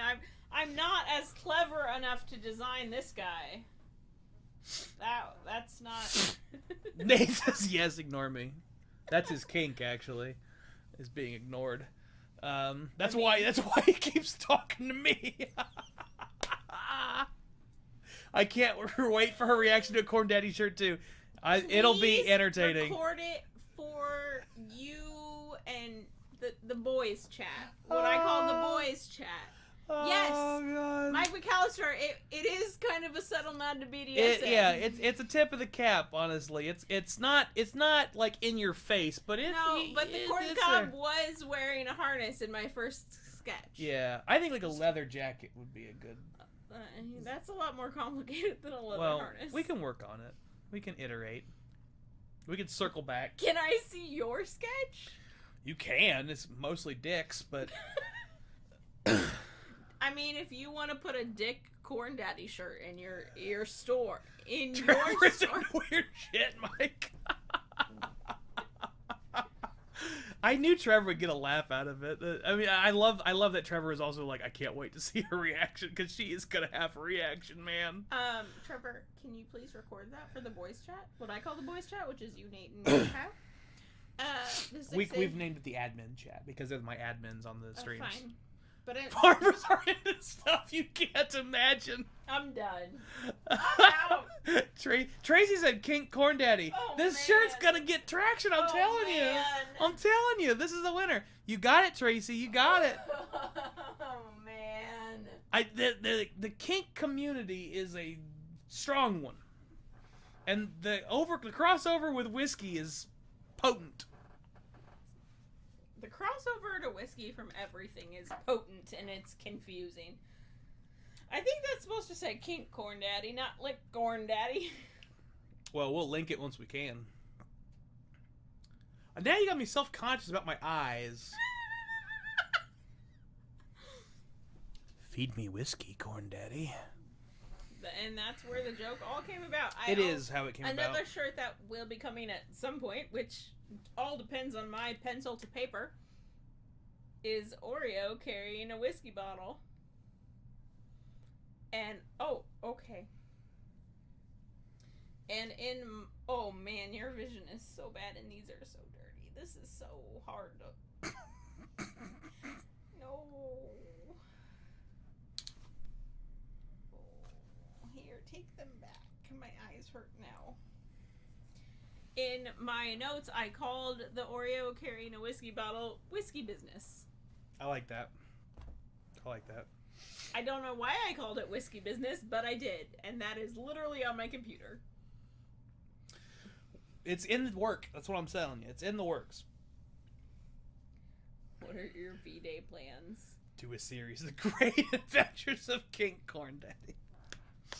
I kind of like King Corn, too, because it's almost like King Kong. Like King Corn. So it's not Corn Daddy anymore, just King Corn. Why do I see a bald Dwight Schrute when you have your glasses off? You know, I got a lot more beard than Dwight, but... Who is Dwight? The Office. Oh. Now you just see a crazy librarian. What are your V-Day plans, babe? Oh! We were supposed to do the Facebook V-Day challenge during this stream. What that? It's just questions. Hang on. Corn Daddy during the harvest.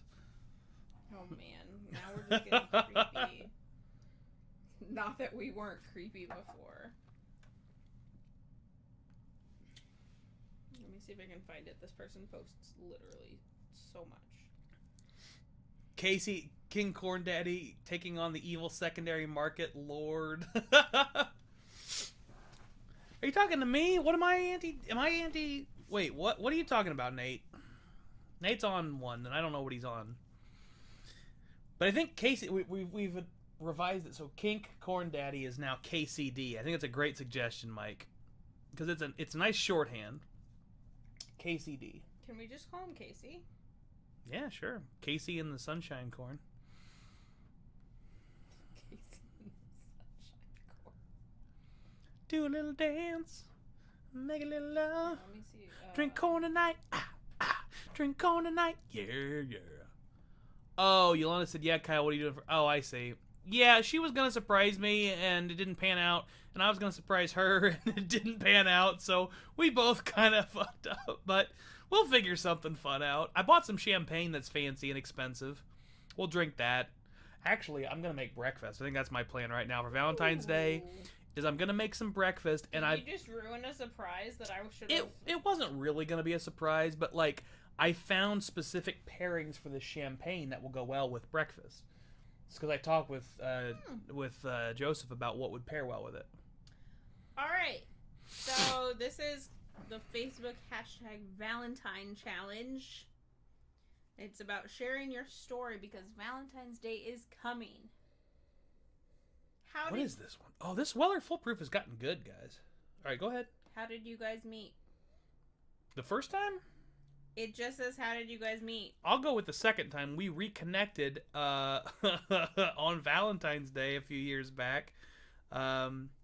We went to... 3 years, not a few. What was the restaurant? I don't remember what it's called. Hopcat. I just remember the crack fries. It's a chain pub situation. But we went there and had a meal together for dinner together on Valentine's Day. That was not meant to be a date. It was not a date, but it kind of became one. We were there for 3 hours. Yeah. The early formings of our relationship are interesting. We're not going to go into that. That's a Patreon exclusive. That we've already talked about on Patreon. How we first met. My very first boyfriend actually introduced us. I actually have a photo shoot. I did an art project in high school. With said first boyfriend. Yeah, I did an art project in high school with her first boyfriend and her. Took a bunch of photos of them, so that was fun. Our first date, which we kind of just talked about, because it wasn't Valentine's meant to be a date, but it definitely was. It ended up being a date. So, what was our first official date? Was it when we went to the Steak and Shake? No. They coming. Our first official date was to the Indians game.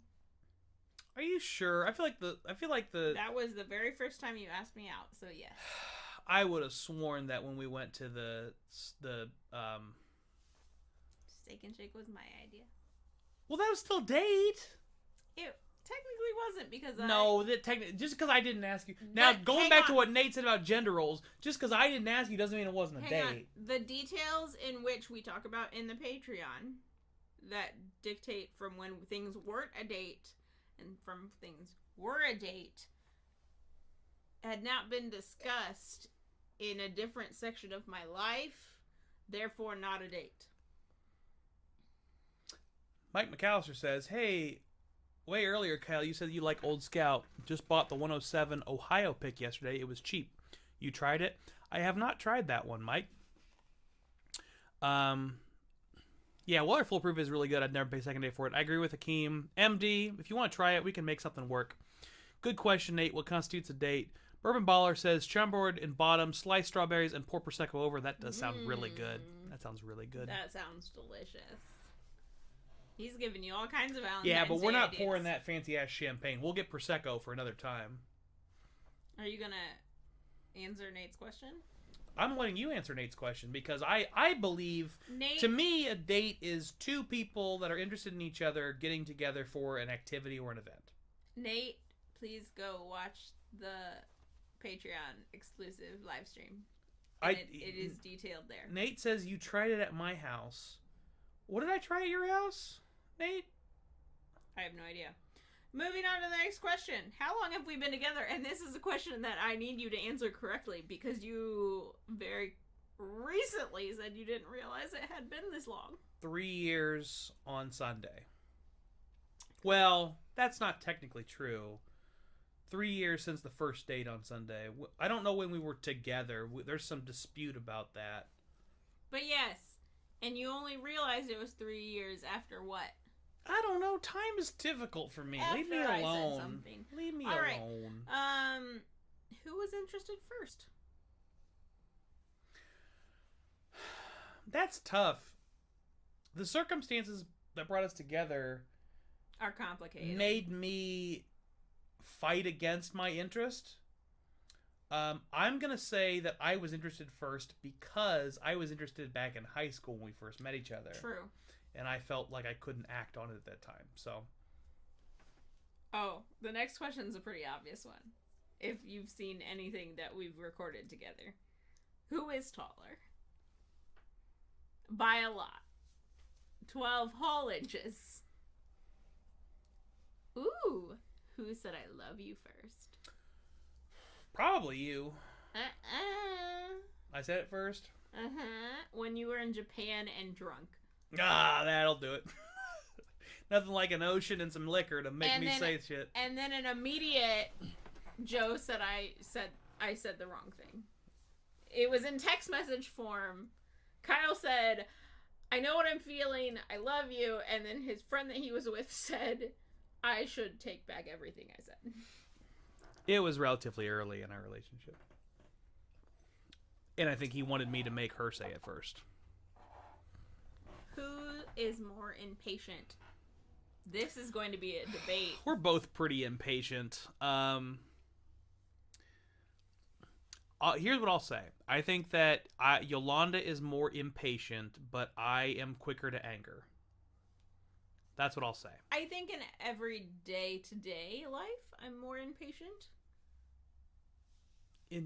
Say that again? In day-to-day life, I'm more impatient. Mm-hmm. But right. in terms of our relationship, I think I'm more patient. Interesting. I don't know that I would agree. But I would say we're both relatively impatient. I think we can agree on that. Who's the most sensitive? Yeah, I was going to say I'm probably the most sensitive. You're super out of frame, by the way. No, that's just because the chat is blocking. Oh. Yeah, no, you're 100% way more sensitive than I am. Nate says, nothing like an ocean and some liquor to make you say shit. What a quote. Oh, yeah. All right. This might be a chat. Is that the Bomberger? A chat vote. Who is the loudest? Oh, ugh. Yeah, who is the loudest? I do think that I think that she is louder in like most speech, but I can get a lot louder. I think her baseline is higher, but my peaks are much higher. I will say that like trying that Weller Foolproof and then going back to the 2020 bomb burgers. Trevor. Like, yeah, Trevor's right. That's why the mic is closer to me, is because I modulate. You aren't married? We are not.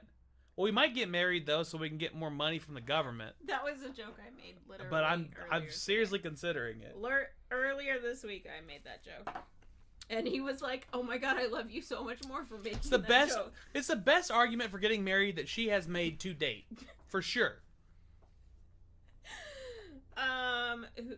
Who is the most stubborn? Damn, again, we're both pretty freaking stubborn. We're very stubborn. I know this is from the stream. She got loud in person. You were quiet, Yolanda. Yeah, when she's around other people, she gets really quiet. It's true. Randy says Valentine's is like tasting notes to me. Overrated or bullshit? Yeah, I know what you mean. I see you, Randy. And that would be the same for us had it not been a significant point in our relationship. Because it was a significant point in our relationship. Yeah, it adds meaning to it because it was our first date. To us, yeah. Oh, falls asleep first. Totally me. Totally, Yolanda. 100%. I can't sleep for shit. Do you not see these bags? Look at that. That's the sign of somebody who doesn't sleep well. Big old bags. Hold on. Nate, fun fact. I hid upstairs because I'm not a social person. Kyle has days where he's like, I just can't be in this house anymore. And I'm totally fine being here. She could just hole up for months and be fine. 100% could be here for months. Not seeing. Mike wants to officiate the wedding. Not physically seeing anyone in person. Have a good night, totally Trevor. Fine. Appreciate you joining up and moderating. Thanks, Trev. Yep. Good night, Trev. Get some sleep, brother. He's got to be up at 5 a.m. That's some bullshit. All right. Who cooks better? I do. I think there's a debate to that, sir. I think I cook better, and I have a lot more skills than Kyle does in the kitchen because he only knows how to make fucking stir fry. I think that she has a wider variety of things she'll cook. Bourbon Baller's coming to the wedding. All right, brother. Hold you to it.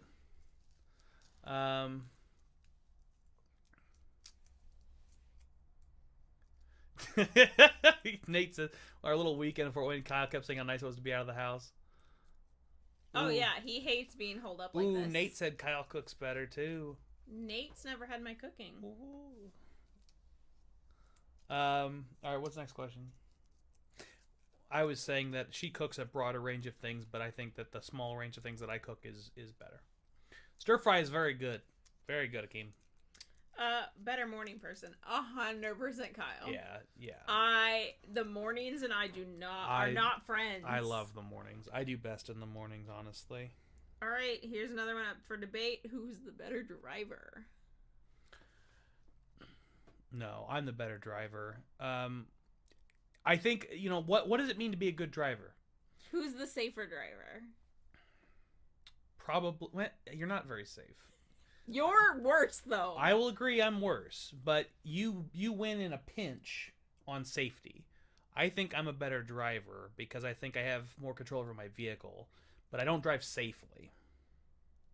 I don't think that's true. Well, this was your quiz. Anyway. I was doing something. What the fuck was I doing? Oh, yeah. Who's more competitive? Yeah. Yeah, I'm more competitive. Bourbon Baller, what is your name? What's your real name? I've tried to keep track of all this stuff. So you put it in your phone. I thought I did, but it's not there. That's why I was looking, because I was trying to remember who he was. Because I know I put Akeem in, because Akeem is Chris. What's up, Chris? But I didn't ever write Bourbon Baller. Who's the funniest? Bourbon Baller also has a culinary degree. I don't know who's the funniest. I would say I'm probably the funniest. Well, I don't know. We're both pretty funny. I would say I'm more comfortable being funny. That might be true. I think you can be very funny, but you reserve it because women aren't supposed to be funny in our society. Maybe. I do openly be funny around you a lot, though. Yeah, it's a big... I mean, that's one of the big things that drew us together was our humor. Like, we both laugh at the same kind of things, and we make each other laugh, and a lot of women can't make me laugh. But I make him laugh all the time. No, not Batman. What? Nate asked if he was Batman also. Where do we eat out most as a couple? Someplace embarrassing. Well, I would say early on it was Buffalo Wild Wings, but it's not Buffalo Wild Wings anymore. No. Right now it might be Mexican food. Probably. Well, but eating out's not really a thing right now. Like, we eat in a lot of Mexican food. Who is more social? Me, definitely. Which is funny because early in our relationship, we definitely thought she was more social. I'm relatively extroverted as far as being comfortable in front of people, but I'm not necessarily the more social one. Mike McAllister is Batman. I mean, that's fine. This thing keeps getting oakier and oakier. What is that? Bourbon Baller puts in quotes, Bourbon Baller. Well played, sir. Well played. Yeah, it smells like a charred piece of wood. Well, at some point, Bourbon Baller, you at the very least have to give me the address of your store so I can go there. He did at some point. He told me the county, or he told me the city or the location, but not the address. I gotta be able to actually go to the address. Who is the neat freak? Neither of us really. We both have our moments, but we're both kind of not neat freaks. I think I'm naturally more of a neat freak. But living with him has made me not so much of a neat freak. He's real messy. I'm a little chaotic. Mr. Baller, if you're nasty.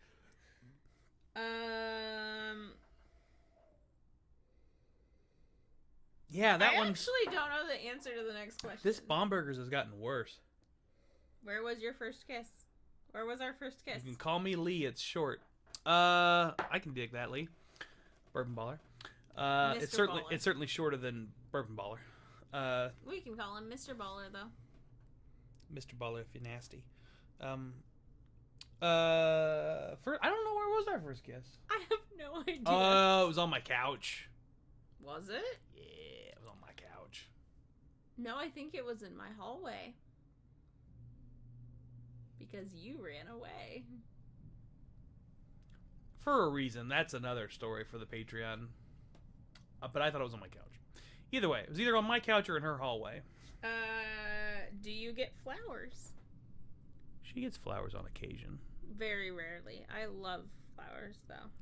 I should get her more flowers. You should get me more flowers. I can get you more flowers. I would appreciate that. I buy flowers more frequently for myself than he buys me. How long did it take us to get serious? I don't know. 3 or 4 months? 3 months? 2 months? I legit have no clue, honestly. So from Valentine's Day to I love you was July. So I feel like we got serious before I said I love you, though. maybe like one day. Maybe what? Maybe like 1 month is what I meant. Oh, Who plans date night? I do. I'm not a planner at all. I'm much more like, let's just go do stuff. Which is not easy during a pandemic. Who picks where you go to dinner? Usually him. Usually I do. Not always, but usually. No, I surprised you like a week ago. 2 weeks ago? Levante is my long name. I like the name Levante. That's a good name, man. My name, see, I like names that are flexible. You got Levante, you got Lee, like, 5 years. well, Nate's got some fun issues there, I'm sure, but we can dissect that in the Anyway. Patreon.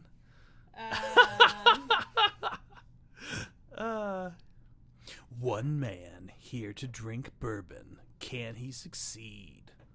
Who Mike was- McAllister, big shout out. We're And almost done, I promise. well, I just wanted to finish up by saying I really like the name Levante, so cheers to that, bourbon baller. Who is the first one to admit when they're wrong? Kyle. I'm pretty quick to admit I'm wrong. It takes me like hours, usually. You've gotten better about it, though. You've reduced that time down to like 30 minutes. But I'm real stubborn. Who has the most tattoos? Neither of us, because we don't have any. Do you drink Springbank? Is that what you're looking for? You know what? Oops. Akeem, I have not had much Springbank. I thought I did, but I realized it wasn't Springbank. I would love to try some Springbank though. Nate said no issues. I said it one time to a girl and didn't mean it, and when it didn't work, she was crushed. I said I'll never say it again until I absolutely was certain, so I said it when I proposed to Andrea. Aww. Aw, so sweet. Who's That also means that he never said I love you to Andrea until he proposed. That's aggressive. That's an aggressive stance. Who sings better? Neither of us. I think I sing decent. I would say that she was probably marginally better, but neither of us are particularly good singers. I was in choir, so I was at least a little bit more trained than he was. Also, I don't often try anymore because I spent so many years in choir and don't care to be good anymore. Who hogs the remote? She does. I do. Because all he wants to watch is Sporty Ball, and I don't care about Sporty Ball. Not true. I like to watch other things, but I have a short attention span. Who spends Yeah, the this most is not money? good. That's not good.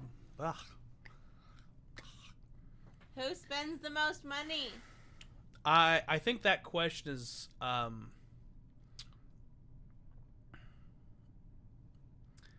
there's a Bourbon Baller's covered in tattoos. Nice, man.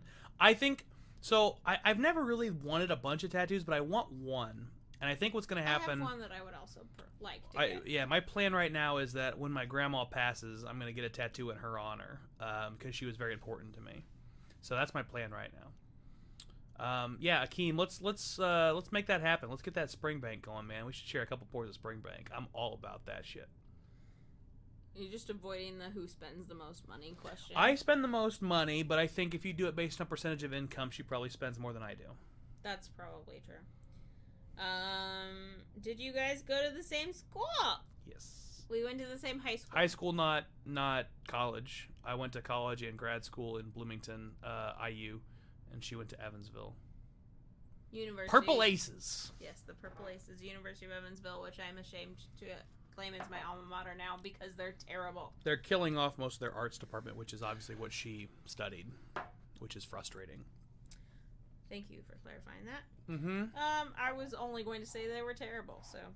I feel like it's good to explain why, because that particular reason resonates with a lot of people. I will say they've gained a little bit more traction because they've decided to keep their music program. Oh, that's good. Because a lot of alumni and patrons of theirs basically said you're being ridiculous, and so now they have a plan. Ace Purple is the man. Tattoos plus bourbon equals no bank account. Truer words have never been spoken, Bourbon Baller. Akeem the Dream. Yes, our Ace Purple Pimp Daddy is the man. Because our mascot is a pimp. A pimp. He's technically a riverboat gambler, but he dresses like a pimp. What's your one tattoo, Mike? I want to know, man. And then Akeem says, "Yeah, man, IU all day." Where's the farthest you've traveled together? It's not a hard question. In Florida, right? The Netherlands? Oh yeah, I forgot. Yeah, we went to Europe? Yeah, we went to Paris and Amsterdam. That's the furthest. Second furthest is Florida. Second farthest is Paris. First farthest is Amsterdam. Those are the same. Those are the part of the same trip. Third farthest is Florida.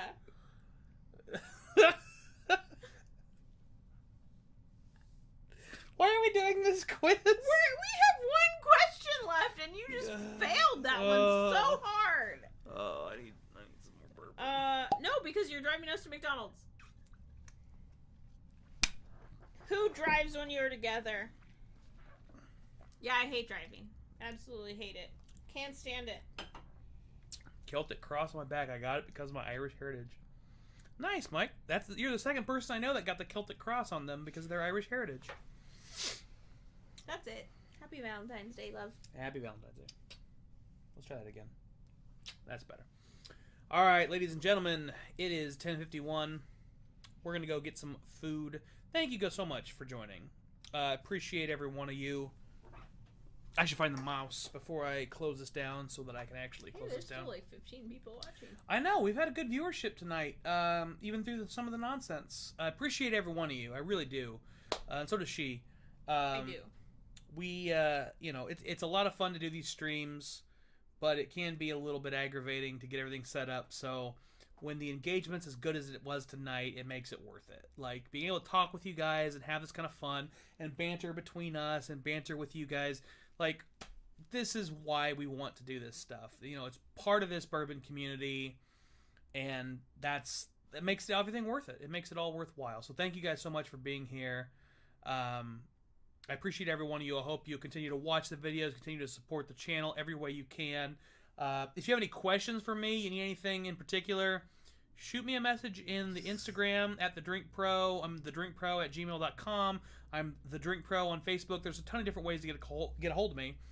Reach out to me if you need something, you want to talk about something, you want to try something, you want me to try something. Let's have a conversation. Let's keep this going. Like the video. Like the video. Subscribe to the channel. Let's get us to 1,000. Once we get to 1,000, we're going to be in good shape, guys. I'm going to do that Pappy flight soon. I'm looking forward to it. I'm pretty sure Dan's gone, but that's okay. All right, everybody. Have a good night. Bye. How do I do this? You press in the stream. There we go. There you go. Good night, everybody. Bye. All right, I have to pee and then we can go.